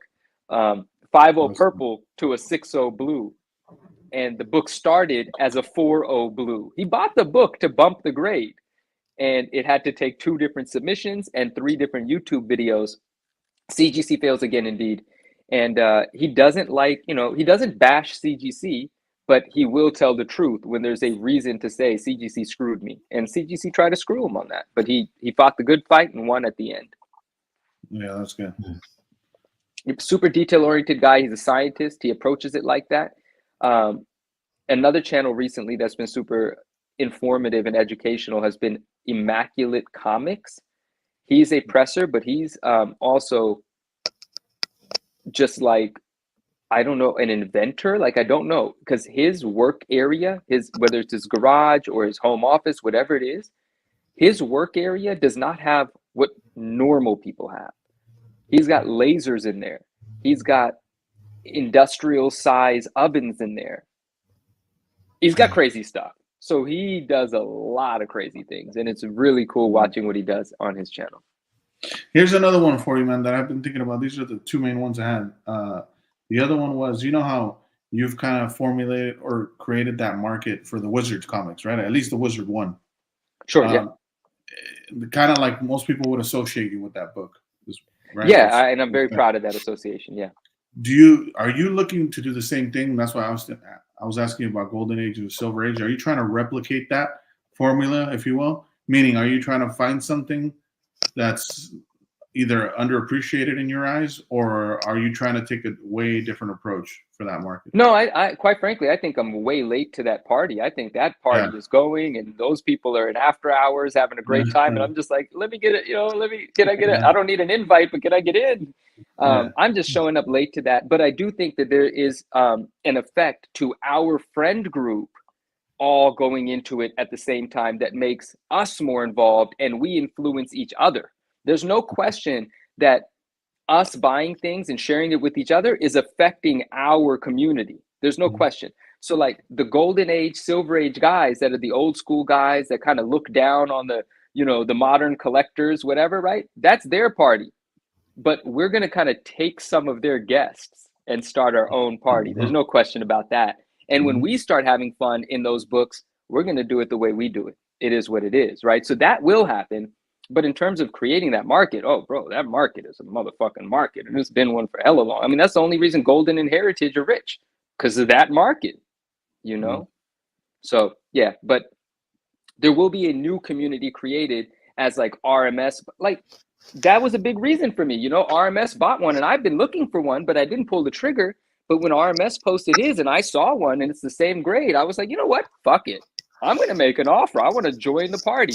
Our new party, that we're starting, that kind of thing. And another thing, if you could show that book one more time, the dope thing for me, I was telling Doom recently too, like, and Sergio, like, I'm starting to be a sucker for red covers. Yeah, red covers are dope to me, bro. Well, because of the way they patina in like the Silver Age and Golden Age, right? It wasn't like that off the press, but just the patina that it has, like the darker tones and like some yellowing in certain spots. I don't know. There's something that when I'm holding it makes me feel like I'm holding something more like special. I don't know how to, No, I think that makes perfect sense. Yeah. I think that makes perfect sense. And people in the print industry, because I didn't know nothing. I've been in the printing world before, but I didn't know how colors work. But people in print have told me that red is the first color to fade over time. So the red covers are the most susceptible to losing their intensity. A great example of that is Amazing Spider-Man 300. You know how it's got the red 300s on the whole thing? A lot of those books look orange. It really punches you in the face when you get a red one. You're like, oh shit, because most of them look fucking orange, to be honest, when you compare them. So red is definitely special, and it's definitely worth appreciating when the red stays really deep, because this could be on display at a comic book store and fade colors over the course of the years that it's been up there, type of thing. Yeah, that's true. Full Venom says there's a non-sports mag recently came with a Batman Cryptozoic metal promo card. Pretty sick. Could be really cool. Excited to see more images. I did see one of those. I'd like to see what that is. A Batman set. Let me see if I can find one on eBay. But yeah, man, if we could get some DC cards, that'd be awesome. Yeah, I would like to see what that is. Varied section says Manu turned me on to ASM 311. The cover is I love that book. That's awesome, my man. I love 311. I love 311 big time.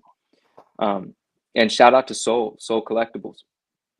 He's got the 31198 Mark Jewelers. Ooh, and the thing is, here's what's so crazy about that.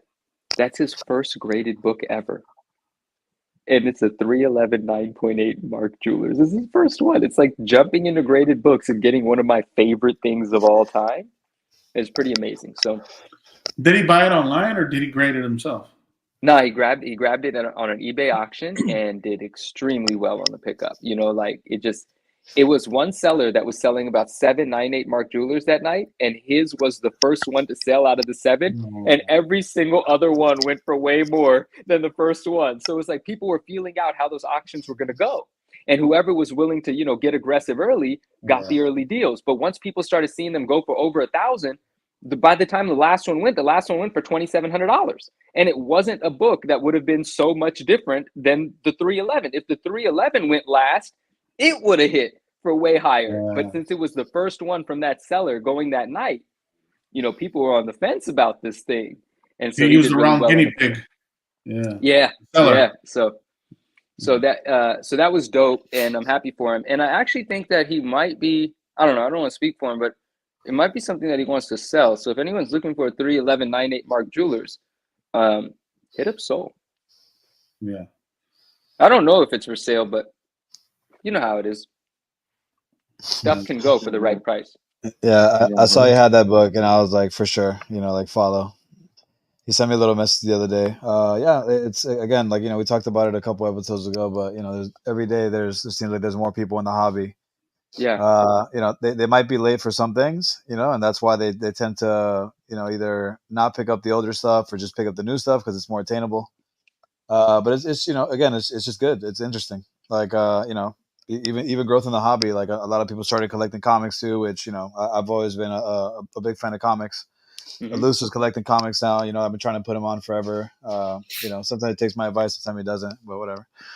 But I think you and Dave had said it in an episode, and it's just kind of true. Like the market could be down, right? Like the market could be down in the moment in comics, but it doesn't mean that the comics don't sell. And I just don't feel like you can say the same about Marvel cards, because sometimes some of these things go up for certain prices, and depending on what it is. Sure, the Lucky 8 is gonna sell because it's just a crazy rare card, but other stuff the smaller stuff, that shit ain't selling, bro. Yeah, it's a weird time right now. Marvel cards, it's very either crazy low sales or ridiculous high sales for things you don't expect. It's a very weird time right now. Are you feeling your guys' friend circle and community expand? Is the Marvel card camaraderie expanding though, even with the market being as it is? I mean, we're the outsiders, Manu, so we can't, can't really. We're not in those circles, We don't move like expanding that. What do you mean by expanding? Like new collectors coming in? Yeah. New people. There's a lot of new people coming in. Yeah. Good. A lot of new character collectors out there. I think that Facebook group, I'm not in it anymore, but it's well over 6,000 members now. It's steadily increasing. So I think a lot of the masterpiece breaks online. I think a lot of the YouTube just box breaks from Marvel cards have really contributed to exposure. You see a lot of new guys doing one-off videos. Maybe they focus on other non-sports, and now they're looking into Marvel cards. But yeah, you see it. I agree. Soberface knows that I am, this sentiment is partially shared by me, or that I agree with this sentiment, and maybe we both exist in the sentiment in our unique ways. But I can recognize that, that is something that I have thought, and I just think as Marvel cards grow, that you're not. It can't be centralized once it gets big enough. But yeah. I mean, I think you could say the same thing. Even though I do agree, and I know the couple of individuals that own a lot of the higher end stuff, right? But isn't that true of any market? You don't think in sports cars there's the guys that own a bunch of Jordan 101s? What's the difference between them holding, or Probstein made it public that he owns how many copies of the Jordan rookie, and no one bats an eye in the sports market. They flaunt it. There's so many not only do there's so many of them. Correct. Not only that they corner the market, but they flaunt that they corner the market, and they get praised for it in that side of this of their collecting. So there you go. The whole corner these markets out here. Well, when there's four, it can. We could do it. But hey, talk about Manu, stop. Man. What a Manu, stop playing over here, Manu. Hey. You got that 10 yet? You got that 10? No, I don't, I don't grade. I stay raw. I ain't mad at you. I see you see what's happening with these grading companies. I'm not mad at you. Wait, so I mean, just really, man, Probstein is a fucked up operation, man. Like, just they do not give a flying fuck about selling broken shit, return shit. They do not give a shit. They sell crap they just don't pay any attention. They're selling a bunch of wizards, broken ass cases. A friend of mine buys a wizard from them, $900 something, wins the auction. It shows up completely devastated, broken, bottom hanging out. Returns the book. They list it again, completely broken. And then it's sold for $560, which is horrible for the comps because these sales are being recorded. And obviously it's going to get returned again as soon as whoever the fuck bought it receives it, because the bottom's broken off the motherfucking thing. But there's such a big operation, they probably just don't have the time to pay attention. Like that Probstein thing, they got millions of fucking things that they're selling. So whatever. Hey, by the way, I want. Hey, on the topic, because you brought up me whether I got a 10 on that card already. What happened with my Bagley Carnage trade paperback signed 9/8 yellow label that was sold? Let's go. Oh, yeah, so you know what I mean? A little birdie told me, what's going on over there? I was holding that for you. I'll hold that for you, man. I don't know, man. What'd that go for? Maybe it'll make me feel better. What'd it go for? I don't remember, but I do know that I never got a deposit on it. Like, so it wasn't nothing for me to hold on to. Oh, wow. So I do know there wasn't a I thought you were like a mom and pop and we just go by our word. That's crazy. My bad. The same way there's a sticker that says how much I paid, there would be a sticker that says how much someone else already put down on it. You know what I mean? I just thought I had a good credit history. My bad. No, if we would have said Mazal, you know how they do in the watch selling? If we would have said Mazal, I wouldn't have been able to break the Mazal, apparently. No. That was a day that I was selling a lot of things. I remember, and I was like, fuck it, here's this price, sell this book. I don't even remember what it went for. It didn't go for what I would have wanted it to go for. I actually think I ended up selling that book. I'm trying to remember. Oh, I know who it went to, and he had bought 4 books that day from me, and I made him a deal on it. I think it was 600. I think I did 600 for it. Okay. That's not bad. But what I would have wanted if it was an independent selling, like 750 to 850 is where I would have wanted to be. Yeah. And I did 600. And then I was like, I have the unsigned one too. Do you want that one? He was like, no, I just bought the signed one. I'm good. I was like, all right, fine, whatever. And so, I still have the blue label. But yeah, my bad. Apologies. No, you're good. No, you're good. Thank you. I just remember that. That was good. I just got to give you a hard time. It's just, I got to show Shane that it's not specific to him. I don't target him, Oh, wow. Oh yeah. Okay. Hey, is Shane with us today? Where's he at? Shane, he's in here somewhere. It's kind of late. We'll see. Shane, you in here? Yeah, Agent Smith. Agent Smith, you're absolutely right. Agent Smith is with us, and he said Probstein is huge on eBay. Correct. Millions per month. Correct. Mostly cards, some comics. That's what I've noticed. Sports cards, definitely. So let me ask Manu a question. What is, and this is no kind of advertisement or collusion or anything like that. Okay. What, like, other than like you selling it like yourself, like in your own ways, what would you say is like the best way for a Joe Schmo to like what company should he submit to if he has like a decent book, like a big book?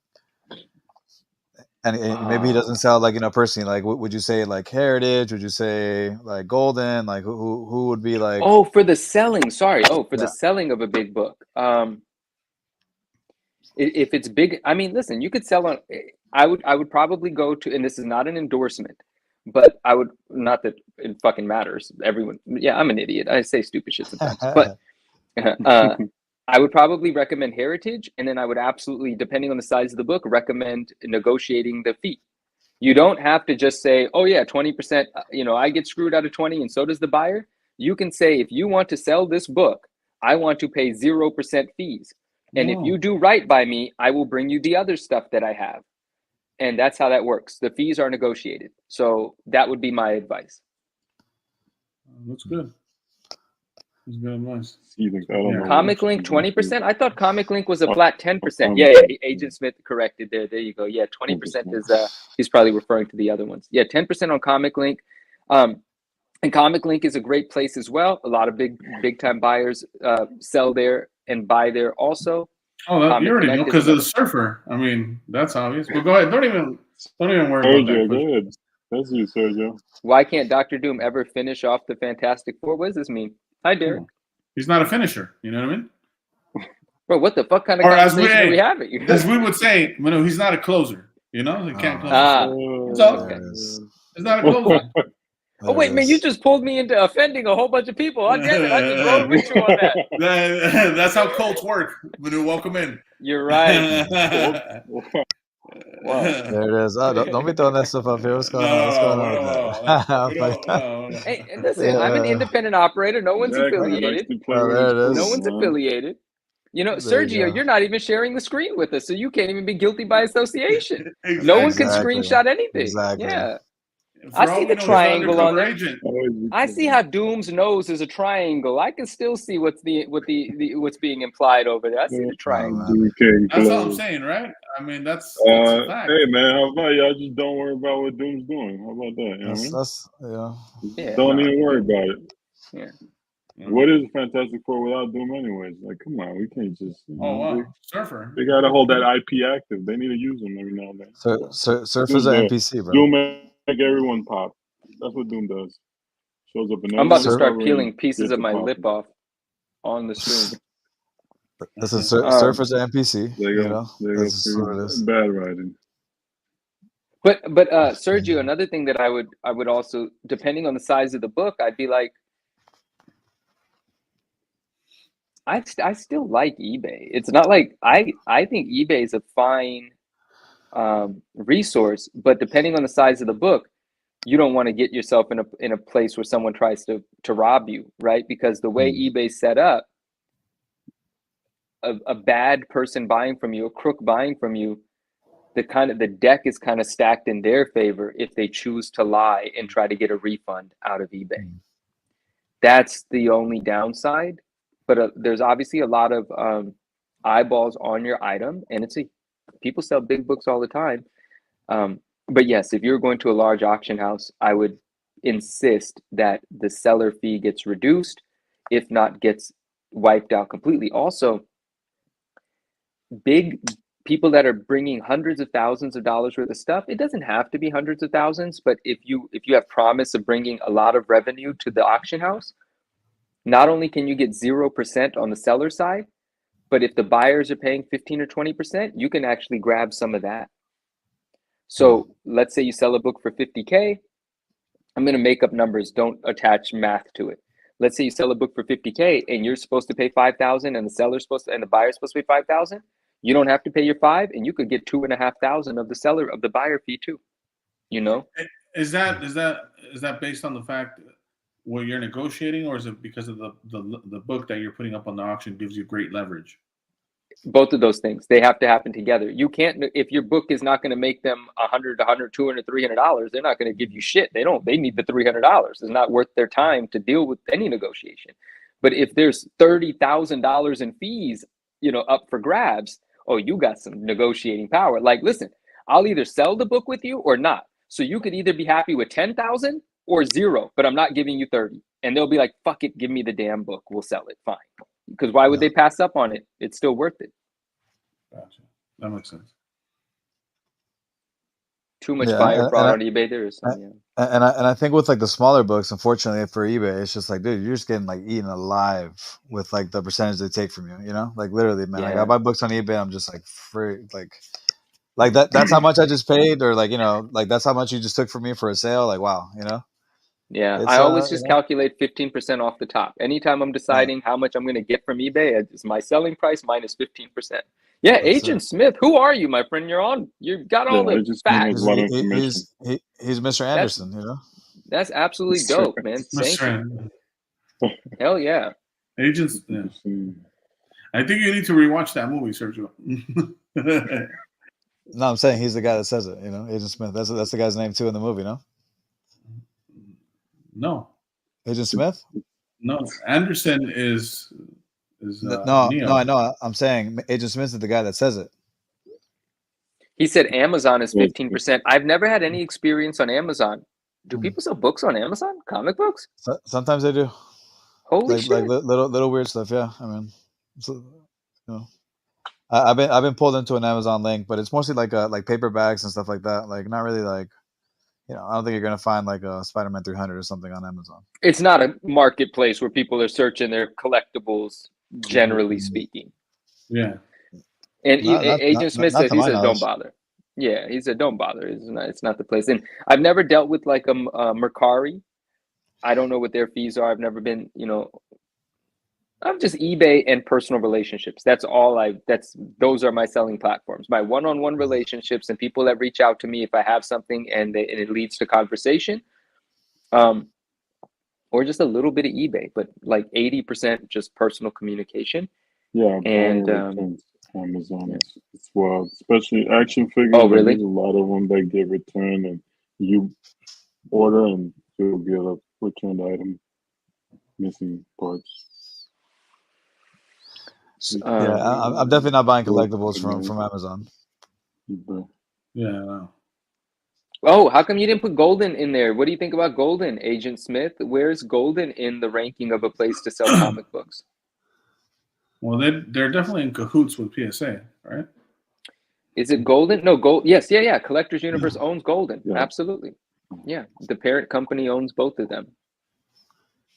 And Ken Golden's been a marketer for a long time. This is his lane. This is what he does. This is the culmination of everything he's worked towards for the past 30 years. He used to be on the Home Shopping Network or whatever it was, shilling his sports cards back in the day, because he used to own that company. What was his card company called? I forget. It was called Score. He owned Score, I think. Was it Score? Oh. If he did, I definitely didn't know that. Scoreboard, I think it's called. Who gives a shit? He owned one of them. That's interesting. Yeah, he's gotten pretty deep into that game, and I saw like season 1 of his like show, and like I saw some of the crazy like jerseys he's selling. Scoreboard. Yeah. And so he got that. He had his first season came out for, I always want to call it the Golden Touch because that makes so much sense. Maybe that's part of the tagline, but I think the show is called The King of Collectibles, I think is what the title of the show is. Yeah. I enjoyed it. It is obviously, a scripted scenario thing. People are playing into what's happening. It's more just marketing for his operation and marketing for his brand, because he is an entertainer and an entrepreneur, right? There are a lot of people that just watch his content for entertainment, and they're not doing business with him, and so he is a brand.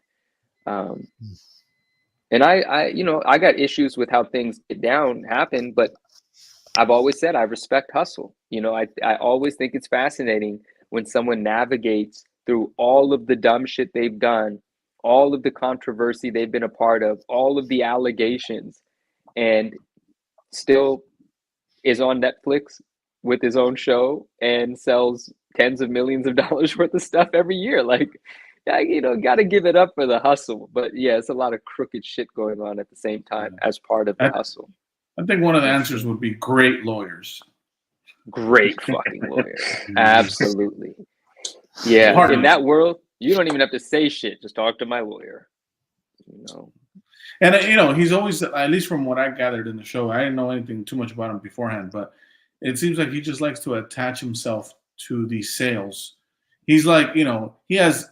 It doesn't seem, at least from the outside looking in, that he's like a collector, where he's just like, no, just sell on my platform. I just want your item to be associated with my platform. Therefore, you're continuously keeping my platform here because I keep connecting myself with all these other things that are relevant, bro. 100%. He definitely collects certain things. Like there's things that he likes for sure. Like I know he's really big into like Jackie Robinson. I know he's big into like old baseball.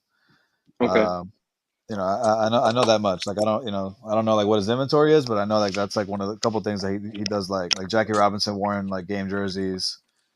But who knows what that guy has like inside his house, bro. Must be that's true. Wild, bro. I'm sure he's got a lot. And what did Sports Car Radio always used to say about him? His 4 acres, his 5 acres, whatever. They got a bunch of inside jokes with him, but he's got money. He's got one hell of a business going, and he's got a lot of fucking relationships. Yeah. You know, that whole someone last night during the stream or whenever we were on last with Comic Doctor said at the top it's incestuous. You know, all of the relationships at the top, they're all in bed with each other. And that shit is fucking true. And that's a lot of the reason why so many people don't like to talk bad, because they're afraid of being kicked out of the club. Yeah. Man, I'm gonna make my own motherfucking club. Like, I do not give a fuck. Yeah. Yeah, another one, it's funny you mentioned that, because if you've noticed, I don't know if you guys, I'm sure some people here follow like Burbank Cards. And they're one of the biggest card shops, or probably the biggest in California for sure.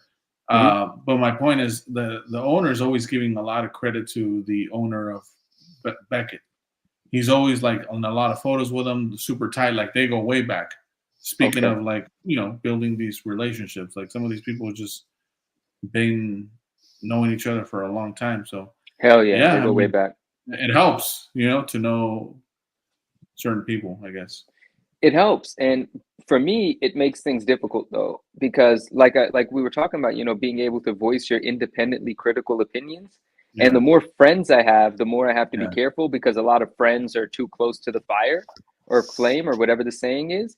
And then you have to decide, like, man, can I say this? Well, if they're my friends, they got to respect the fact that they know what I'm about, so I have to say it, you know. And if they're really involved in dumb shit, well, that's on them, you know, quite frankly, you know. And so there are a lot of people that have those relationships, want to preserve them. I don't want to get too caught up in that. I don't want to get too caught up in, oh, I can't say this because my boy's going to get offended. Like, I would feel too restricted. I just don't want to, you know. I gotta be able to speak up. Yeah. And but yeah, and recently there's hella new people that I know that I didn't know before, and I have spoken negatively about them, you know, and then recent things have created introductions between us, and with that does come a respect that I didn't have for them. And I start to think about, well, damn, next time, am I going to talk about him so harshly now that I personally know him and, you know, we text and stuff? I'm human, so that does affect the way you decide to talk about somebody. But as soon as that actually affects my integrity, then I got to check it, you know? Like, people tell me that I was too nice to Matt Nelson on that video.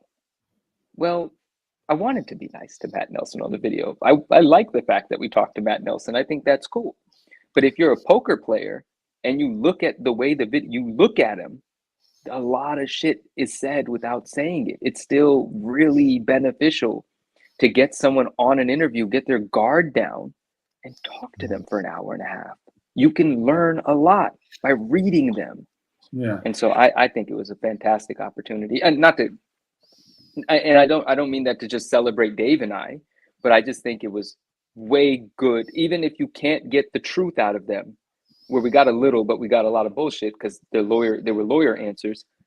It was still better to have that conversation than not have it. I firmly believe that. Yeah. I agree. Yeah, I had made a comment about it. You know, just kind of like putting a Band-Aid on it with like the whole 9/9 pre-screen, because it should have been that should have been like, you know, beforehand. We didn't have to wait for would you have like a list of like things to come out with if the next drama like ensues? Like, all right, well, next guys, like, we're gonna, like, you know, we're giving, you know, 9/9s are now 10s, and like, you know, some craziness. Like, it's, you know, I didn't like that part. Is that it was almost like, it was almost like, hey, like, you know, we used to have a saying in the military: you don't stack shit on top of shit, because it doesn't matter how high you stack it. When you get down to the bottom of it, it's still just fucking shit, you know. And I kind of felt like that was the move with, like, oh, hey, we're gonna pre-screen 9/9s. I would have liked that announcement later, you know, like, you guys should have, like, you know, saved it for a different time of the year, or a different announcement, so it wasn't attached to what was actually going on, like, in the company, you know. Right. No, I hear you, man. Joshua, what up? That to me breaks more, like, it kind of breaks my trust a little bit more, as if, like, you know, you didn't make it like coincidental that you're kind of giving away, and you're gonna give away some 9/9s to make everyone happy, so they shut the fuck up, you know. Right. But isn't it great that we know beyond a shadow of a doubt that we cannot trust them? They lied in the video. They're they're distracting us with discounts and prices. We know that we got them figured out and they're on the defensive. Yeah. Or on the defense. Like that's invaluable for us to know. That can't be argued. So I think that's amazing. But yeah, Marvel Madness, hello. He says, Manu, all you're doing is making them stay honest, and that's what it's all about, paving a way to a new standard. Yeah, I want us to build the future together. Like, our voices are being heard. People are listening. It does matter. When we complain and all of us get together and we're upset, it makes a difference. And that is, in a sense, building towards the future that we want. So I'm big on that, and I appreciate you being a part of it, my friend. And he goes on to say integrity is key in all of this. When we develop those relationships that are honest and we can't trust them, we have to keep them close. And that's the other thing we've been saying. Like, this highlights the trusted sellers, right? They end up being who gets most of the business when the shady sellers are acting shady, through all of this. The good guys get better. And so I think that's fantastic. Soberface says, keep your enemies close. Keep your friends close and enemies closer.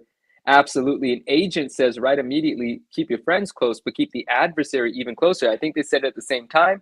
That's why he said, one of them said, Jinx, you owe me a Coke, but I don't see that comment anymore.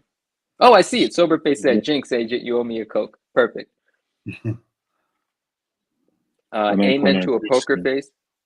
New Instagram troll account, the 9.9 pre-screen. Dude, oh shit. Oh, I should have thought about that first. Nice one. Nice one. Damn, that's a good one. Fuck. Every submission that comes back with the successful 9.9 should get posted on that. Elusive dude with that's dude. Go ahead, start the page. You win. It was your idea. How did you feel? How did you feel about like your own collection when that whole thing like was going on? I thought about all of my 9.9s that I know should be 9.9s that I didn't grade, and I imagined them getting 9.9s on them. That's why I got so excited. I was like, Matt, I'm your guy. You need the first submissions? I got them for you. Yeah. Don't do this without me being involved, because I have books that are 9.9s that I haven't sent you because I don't want them to be stupid ass 9.8s just because that's all the fuck you're going to give this book. I will send you what I already have stored as my fucking 9.9s. And that's why I got so excited. I was like, bro, you want to test out the pre-screen? I'll send you a couple. So I was excited. I started imagining the 9.9s already. I was like, oh gosh, I'm finally going to get my 347.99. Oh, I've been trying for 10 years. Oh shit. Well, I've tried for 3 years, but you know what I mean? Yeah, it feels like that. Yeah. The amount of times I've submitted trying to get 9.9s and just got a bunch of 9.8s back. We're not mad when we get 9.8s back. We've gotten used to not getting 9.9s. You know, if that changes, that fucks up a lot of shit. For an Ultimate Fallout 4 to have almost 5,000 9.8s, and 0.99s, if 9.9s start to happen, it's not terrible for the 9.8s, but a lot of those 9.8s are going to get resubmitted to try to turn into 9.9s. A lot of those, maybe even 100 of those, maybe even 300 of those. There's 5,000. A fuck ton of those are supposed to be 9.9s. Yeah. You know, but books that have a couple of 9.9s on the census, let's say they have hundreds of 9.8s and maybe 2 or 3 9.9s. If those 3 9.9s turn into 6 9.9s, those books are fucked in value, right? If you've ever paid 20 grand for a 9.9 because there was 3 of them and now there's 6 of them, you just lost 50%, if not 70% of your book's value. That is not a 20 grand book anymore. At the most, it's a $10,000 book. It might even be a $5,000 or $6,000 book now. Really? That big of a difference? Bro, when you multiply scarcity from low numbers to double, it has an exponential effect of fucked upness. Like, it's just, you know, for instance, if a book's never on the market, but then there's 3 on the market, fuck the value of what it sold for before, because now you got 3 people competing. The new 9.9ers are going to go to market with them. They're going to try to milk their new 9.9 grade. It's going to destroy fucking values for the perceived scarcity of something that no one can get. We have a friend that might be with us in the chat still. Shout out, and I'll leave the exact things out. He's got a book that is a 9.9, an extremely valuable version of it. And I think man, I don't know if I'm supposed to be sharing all this, but anyway, I'm not talking about a friend anymore. I'm making something up. I'm going to tell you a made up story, right? So if we had a friend that had a 9.9 of something really expensive, really rare, and he has the newsstand of it, yeah, I'm saying stupid shit. But anyway, a direct edition just sold at like Heritage for a lot, which makes his worth way more than the one that sold, because he has the rarer version of one that just sold for a fuck ton. There's not. I understand that. That makes sense. But what I'm asking is, how do you arrive at exact multipliers?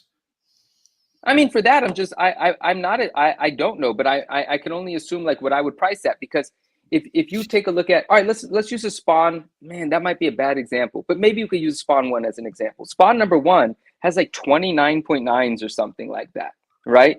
And if I'm not mistaken, they sell for around $4,000. But a Spawn number 1 9.8 direct, which there's like 10,000 of, if like whatever the fucking number is, that's like $150 book, right? And then the 9.8 newsstand is like a $750 book right now. So there's a 5x, whatever that is. I think that's about 5. That might be exactly 5. And then you have the 9.9 that sells for $4,000, which is like 5 times what the 9.8 newsstand is selling for. If that number of 9.9s double, I don't think that can hold on to even, I guess it wouldn't go to $2,000, because that would only be 3 times the 9.8 newsstand. Actually, that's what I would see it do it. I would see it being cut in half. That's what I would assume would happen.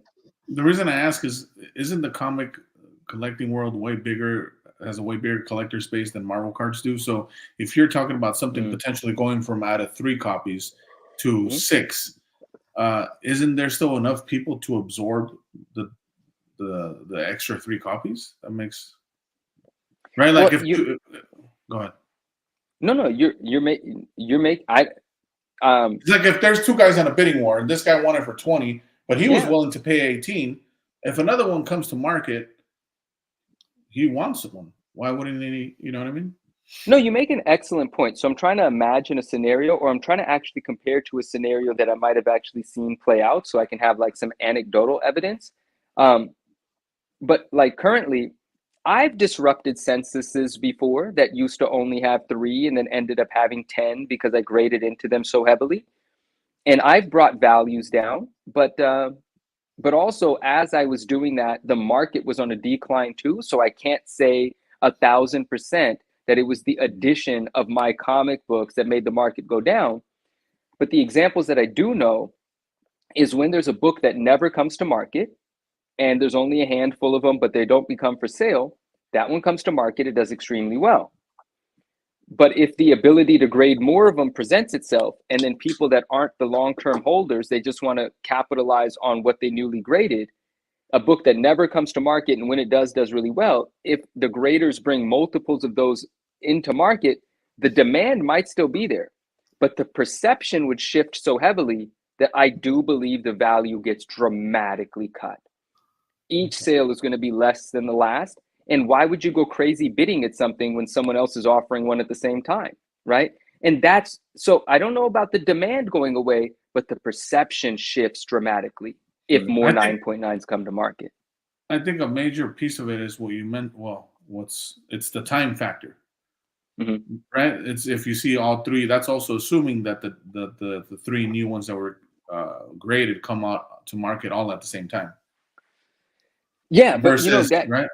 Versus, yeah, if I grade 3 of them, and I know that's a $10,000 book, to your point, or maybe $100,000 book if we're talking about the Ultimate Fallout 4, newsstand potentially, something like that, and I sell one for 100,000. Why would I put up another one the very next week instead of waiting 6 months or a year? You might not, because you're intelligent, but there's plenty of people that are stupid as fuck and they do that kind of thing, and they fuck up shit all the time. I just assumed since there was like a high-end market that they would.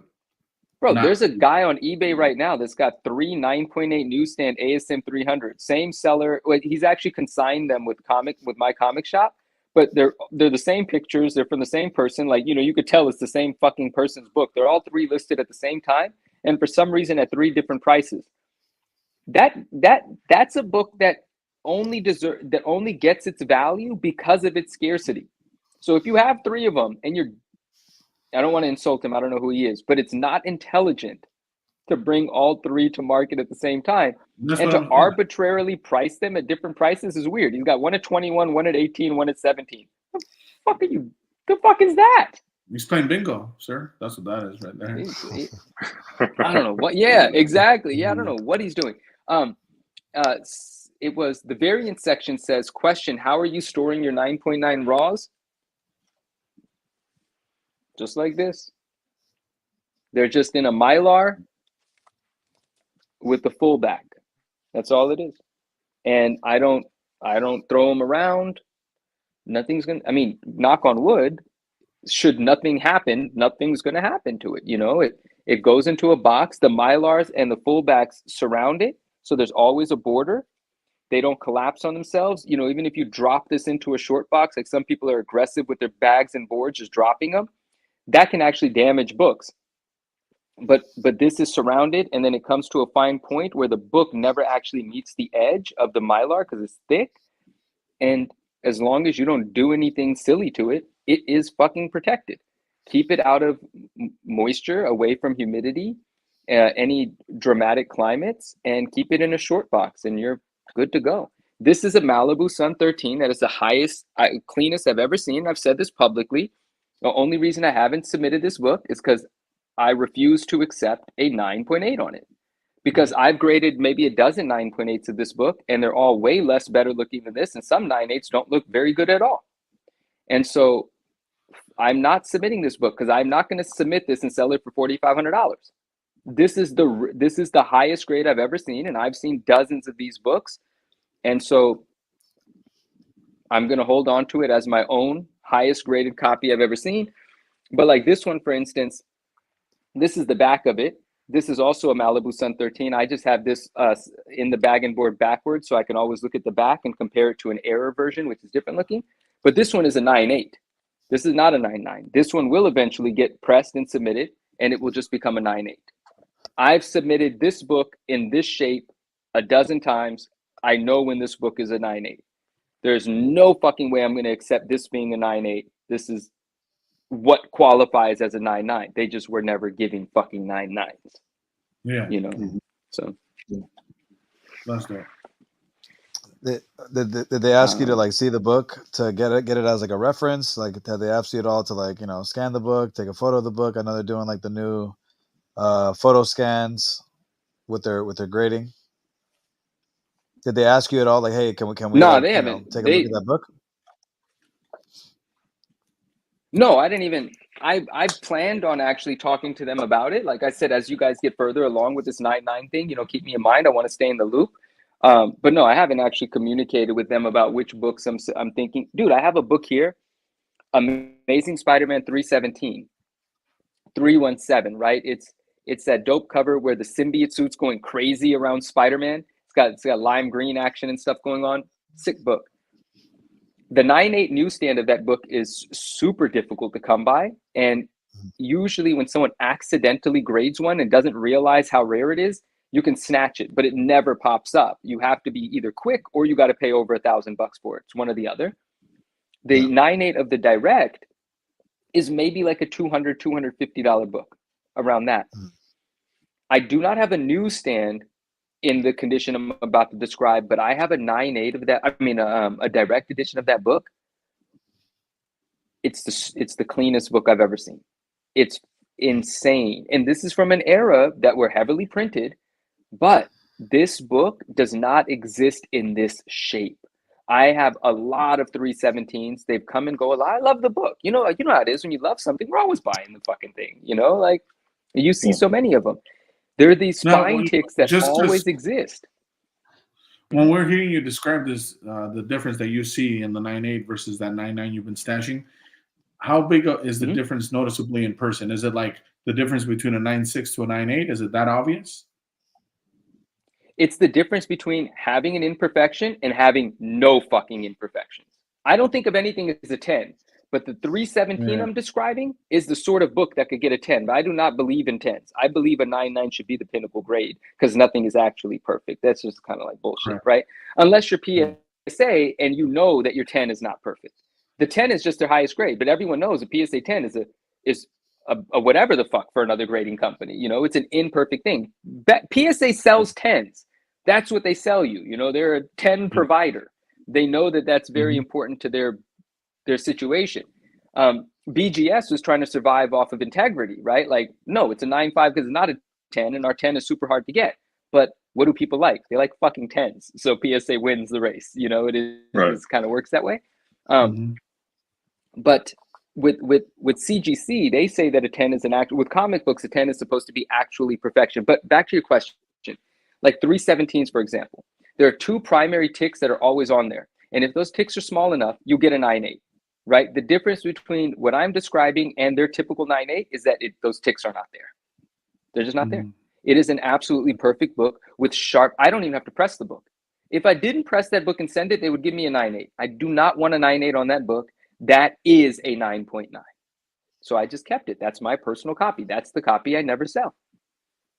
You know, after having 100 copies of that book, that's the only one I've never sold. Every other 317 has been sold. That's probably right now the only one I actually have as well, maybe, because I've sold them all. Yeah. Main floor storage.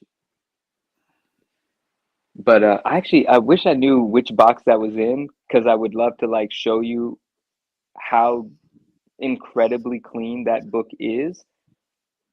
Let me ask you, and I would say I don't want to like ruin like the source if you have to like say, but I mean, where did you like acquire that? Like I don't want like all of it, but it's like, hey, no, like, no. I just have to. I think it came from eBay 2.5, 3 years ago. I think that's just an eBay purchase, just randomly, but super clean. Yeah. Insanely clean. That is not a childhood copy of mine. That is not. I still have my 317, I think, from, maybe I didn't have a 317 in my childhood collection, or maybe I have that one too. You know what? Now that we're bringing it up, I got to find it. I'll be back. You guys entertain yourselves. I'm just going in one of these boxes. I want to see this. You know, I don't think I've ever heard you talk about 317. I've seen you talk about a lot of covers, but like if this is something that you pick up, like, you know, some comic collectors pick up the same cover like over and over, like different grades, like all the time. Yeah. And you know, just wondering if like 317 is that book for you, like where you like pick this thing up. Yeah, I absolutely do. It's one of those. 315, 316, and 317. 316 is my favorite, but 15, 16, and 17, anytime it's a 9.8 candidate, super clean, I buy it. I mean, you know, depending on price. But if there's an opportunity in the book, meaning I think it's undervalued or it's definitely going to hit a 9.8 and I can sell it as a 9.8, I definitely do pick up that book every time. The hunt for that book in a 9.8 newsstand is a very challenging one. And it's a very, very satisfying one if you get the right candidate for it. How many of those type of books do you have? Like anytime I see a nice copy, I'm buy it. Are we talking like what kind of range of books, like for you personally? Wait, what do you mean? Sorry? How many books of those do you do that with? Like, do you have a very I got your question. Only like 10 books. 10. There's only like 10 books that I feel that way about. Malibu Suns, Acclaim Maximum Carnages, 315, 316, 317, 252s, Web of Spider-Man #1. And there's a handful more, but you know, just off the top, those are the books that are constantly coming and going, constantly being bought, constantly being graded. Well, when I'm grading, and they're always coming and going. And so I was right. I only have 2, which means one is my childhood copy and one is the book that I never set for grading. So let me see which is which. This is the childhood copy right here, and I have it as a very fine near mint minus, and it's just stored in a bag and board, but a Mylar and a fullback. And this is the one that my note says here. It says it's a no-brainer 9.8. That means it needs shit. It's already a 9.8, so do not do anything to it. Hold it for something else. But let's see if I can represent to you. Yeah, this is very easy to show, bro. I want to do a comparison, but let's see. Like, look how sharp that corner is. Is it focusing well enough to illustrate? Yeah. That corner is ridiculously sharp. You follow this spine, there is nothing. And it's got a perfect wrap on it. You can't even see the back cover. A lot of times you see the back cover.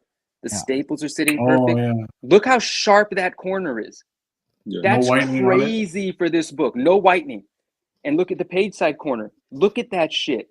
Razor freaking sharp. And now a comparison, this is also a high grade book, but I have it as a very fine near mid minus. Yeah, very fine near mid minus, but this one came with me from the 90s. Look at that whitening. Yeah. Corner. Not an ugly book, but that's how they typically are. Look at that difference in that corner. Yeah. Right? Yeah. And which one with, and so you follow this spine, you can see a little bit of staple stress. Still clean. There's that tick. The tick that's always there. There it is, right there. Okay. And it's almost always there. Right? Go to the top corner. It's hard to show this because it's a light color on light, but that one's a little dull. This is how the high grade 317s usually show up. This is how they never show up. This is a no-brainer 9.8, an absolute mint book. But why the fuck would I subject it to being a 9.8? It deserves better. This is one of the books that is a 9.9 if they allow it to be one. Nice. But these are the only two of these that I have at the moment. So we were right. Interesting because I don't think I've ever seen you pull that out. Yeah. Oh really? Oh yeah. No, I love 317s. They're super dope to me. You won't find a Silver Age in that condition unless manipulated. True, man. And I think it also goes back to the question Doom has, or Doom asked you, which is like pretty much how many blue dots are you after for the same books? And you said roughly 10. That also lets you have that level of knowledge and depth of each specific books. Correct. You know, and it's like, I'm not ashamed of that at all. Like when someone calls me and they're like, do you have this, you know, X-Men such and such? I'm just straight up like, no. And I don't know anything about it. Like I can tell you're excited about it. I don't know what that is. I don't know whose appearance it is. And I don't know what it's worth. But if you need a Spidey book, you know, give me a call, right? Like I do love that. The ability to focus on something really is an edge. It's a big edge because day in and day out, you're hunting for 5 things. You know you're going to win. Yeah. You know that because if you're just casually looking for something, you're just trying to get lucky. But if you're the guy that's always looking for it, you're the guy that's going to get it. Yeah. You hear that, Jacob? Anyway. Wow. You got that one? You got that one? What is the basis of those books? Is just preference, personal preference? Like those are the covers that you connected with the most, or or is it's nostalgia, nostalgia, artwork? Okay. Well, let's 317 for example, right? Just taking this book as an example. Nostalgia, artwork, Venom, McFarlane, like that's the stuff for me, you know. And the other reason that I love this book in both Newsstand and Direct, look at that freaking corner box. How could you not like McFarlane's corner boxes from this era? And it has the red McFarlane thing on it. I think this might be the only book that has the red scroll on it. No. So there's a lot to love about this thing. It's just cool as shit. Well, there's the pump. There's the pump. Let's check eBay sales here in the next we're gonna be fucking selling that shit out. No, I'm glad that books weren't made with square corners. Nice. It was good. Oh my gosh! Hold on one second, guys. Sorry, hold on one second.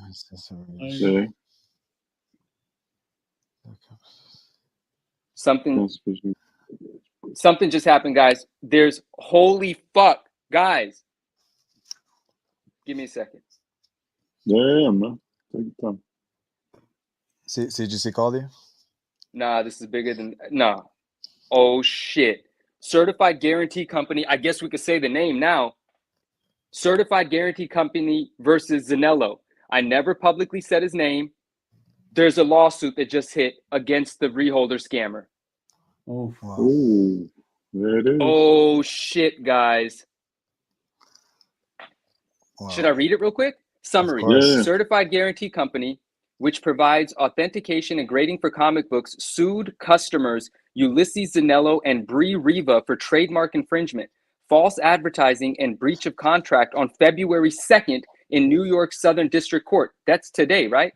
The suit brought by Mitchell Selberberg of and Nupp, oh, that must be the law firm, accuses the defendants of obtaining high-value comic books in holders with grade labels from the plaintiff, then swapping the comic books with lower-graded comics and reselling them, thereby deceiving customers into paying inflated prices for incorrectly graded comic books. The plaintiff filed a similar lawsuit against 2 former employees on January 31st, and Florida Middle District Court counsel have not yet appeared for defendants. The case is, and then it says the information. This just came public today. Derek, if you're watching, I don't think you're watching, but Derek, thank you so much. This is my guy, Derek. He's been a big part of this. But that's it, guys. They're suing Zanello now. That's the first time I've ever said his name. I've known his name for a long fucking time, but I've never said it because that's not what we're about. But now it's public. The lawsuit is out. Holy shit. Wow. That's crazy. Well, this is going to be everywhere tomorrow. It's going to start tonight, but this is everywhere starting tomorrow. What else does it say? Hotline bling.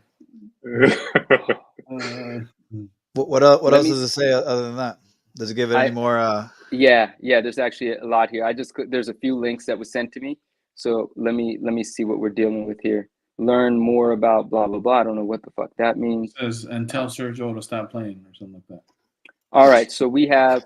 I still feel kind of weird about having said his name, but now his name's going to be everywhere. It doesn't fucking matter. Yeah, it's public information at this point. So we have filings. Dude, I don't know how to read legal. There's a lot of stuff. Like, I don't know. I mean, I'm sure it'll be broken down tomorrow for the next couple of days. And, holy shit. We'll see what happens. Should be one kind of for everybody, yeah. They're trying to sue the husband and wife for $2 million. I wonder how much they're going to try to sue Zanello for. Jesus Christ! Yeah, you gotta, man. These are like bigger books that we're talking about. Like we're over here worried about, Sorry, I know I lost my shit for a second there. I apologize. No, it's good. Good, man. It's good. It's the reaction, man. This has been like I think this scandal is probably going to be like the talk of the year, whether they want to hear it or not. Like this is it's a pretty big deal. Yeah, huge deal for sure. The rabbit hole is much deeper, 100%. So So still dropping more Matrix fucking terminology. Agent Smith. All right, I see you, Agent Smith. Wow, that's nuts, guys. That's so... Damn, I can't wait to read the rest of that. Oh, shit. Fucking Manu's over here like in a fucking novela, you know what I mean? It's been feeling like that, dude. It's been feeling like that. Oh, man. Well, guys, we went for 2 hours, man. Unless you guys want to keep going, I'm cool with ending it. I think Monet has, he has to get on a couple calls with people and break the stuff down. He's an important guy. Yeah, I think I'm going to be on the phone for you're gonna be up. Yeah, and that's a cool way to end the stream. That's 100%. Straight off the press. That's a big situation. Shout out Derek Neiman, our guy. That's awesome. And everybody that hung out with us tonight, friends, thank you. It's always a pleasure. I love you guys. It's amazing. Let's join. Appreciate it, guys. Yeah, absolutely. Thanks for everyone in here. We'll end it with the shout outs we usually like to. Shout out to Agent Smith. Yeah, and feel free, by the way, Manu, as a guest, there's not only shout outs, you could do an anti shout out. I just want to let you know that, right? You're on that type of energy. I want to say a prayer. I was like, let me see what my antis are about to be. I was like, I was winding up. Thank you, Agent Smith. Appreciate it. For picking up that sketch start for me today at MegaCon. Looking forward to getting that, last Ronin sketch in hand, but no anti-shout-outs for me. Yeah, shout out to Sergio for me too for asking me if I wanted to get my Secret War signed. I appreciate you, man. Dude, I told you the other day that guy hasn't reached out to me, bro. You gotta wait, okay? No worries. I don't know because you want to try to like talk shit before the close ends. And I also put it in the chat and I offered everyone, yo, does anybody want anything from the con? And nobody said anything except for Doom. Yeah, you're right. You're right about that. I just got to give you a hard time. I'm gonna give you a hard time because I listen. I bought Elusive a little poster. To this day, still haven't seen it. That was last MegaCon. You know, just saying. Oh dang! No, it doesn't fit in my photo booth. You know what I mean? Dang. He wants this like a family portrait. Your pictures. But you're taking pictures on the table now. What's going on? Oh wow! Oh wow! A little bit. It's a little family drama. You guys don't even worry about. We'll figure it out. We'll figure it out. Look, Manu's in full detective mode. They threw up the best thing there. Yeah, sorry guys. Sorry, it's already getting around. So hey, I want to. You know what? I want to give a quick shout out to Manu, and I'll say this really quick. 100%. Manu knows that before he was ever like on any kind of like social media, like I always like showed him love and I always appreciated his collection.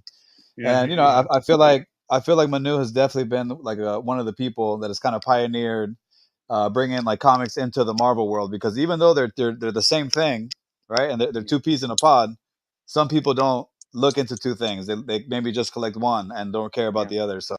Shout out to you, man, for being like the voice. Obviously, Marvel card space, 100%. Yeah, 100%. Thank you, man. Shout out to you, brother. I appreciate that, and yeah, you were kind to me long before we shared a screen together, and I fucking appreciate that. So thank you. For sure, man. Yeah. No, that's 100% true. I think the first person that's true. I gotta give his credit where credit's due to Sergio too. Before we even saw your post, at least I did on IG. Before I saw them, he was talking about you. Nice. Yeah. Yeah. Okay. Yeah. I appreciate it, man. On screen, so keep doing your thing, Manu. Go save the comic world. Go save the comic world for us, because I need to grade my shit. So make sure right. Get that shit right. Keep going on, man. And you're a smart dude. You got good taste. You're gonna speak the truth all the time, and we appreciate that about you. Just don't forget your roots, dog. Never, my friend. Never. I appreciate you guys very much. Check you real quick. You guys just being too nice to me right now. I love you guys. You know it, man. And hey, we gotta give people their flowers. Motherfuckers don't want to give you your flowers nowadays. So, man, I appreciate you guys, man. And thank you for having me on tonight. 100%. All right, guys. Likewise. Hey, round of applause real quick for the homie fucking Manu. Round of applause for the homie. Oh, for the hero. Here on the hobby, baby. Let's go. Go take care of business, man. Go save the world, brother. Let's go handle this, man. Let's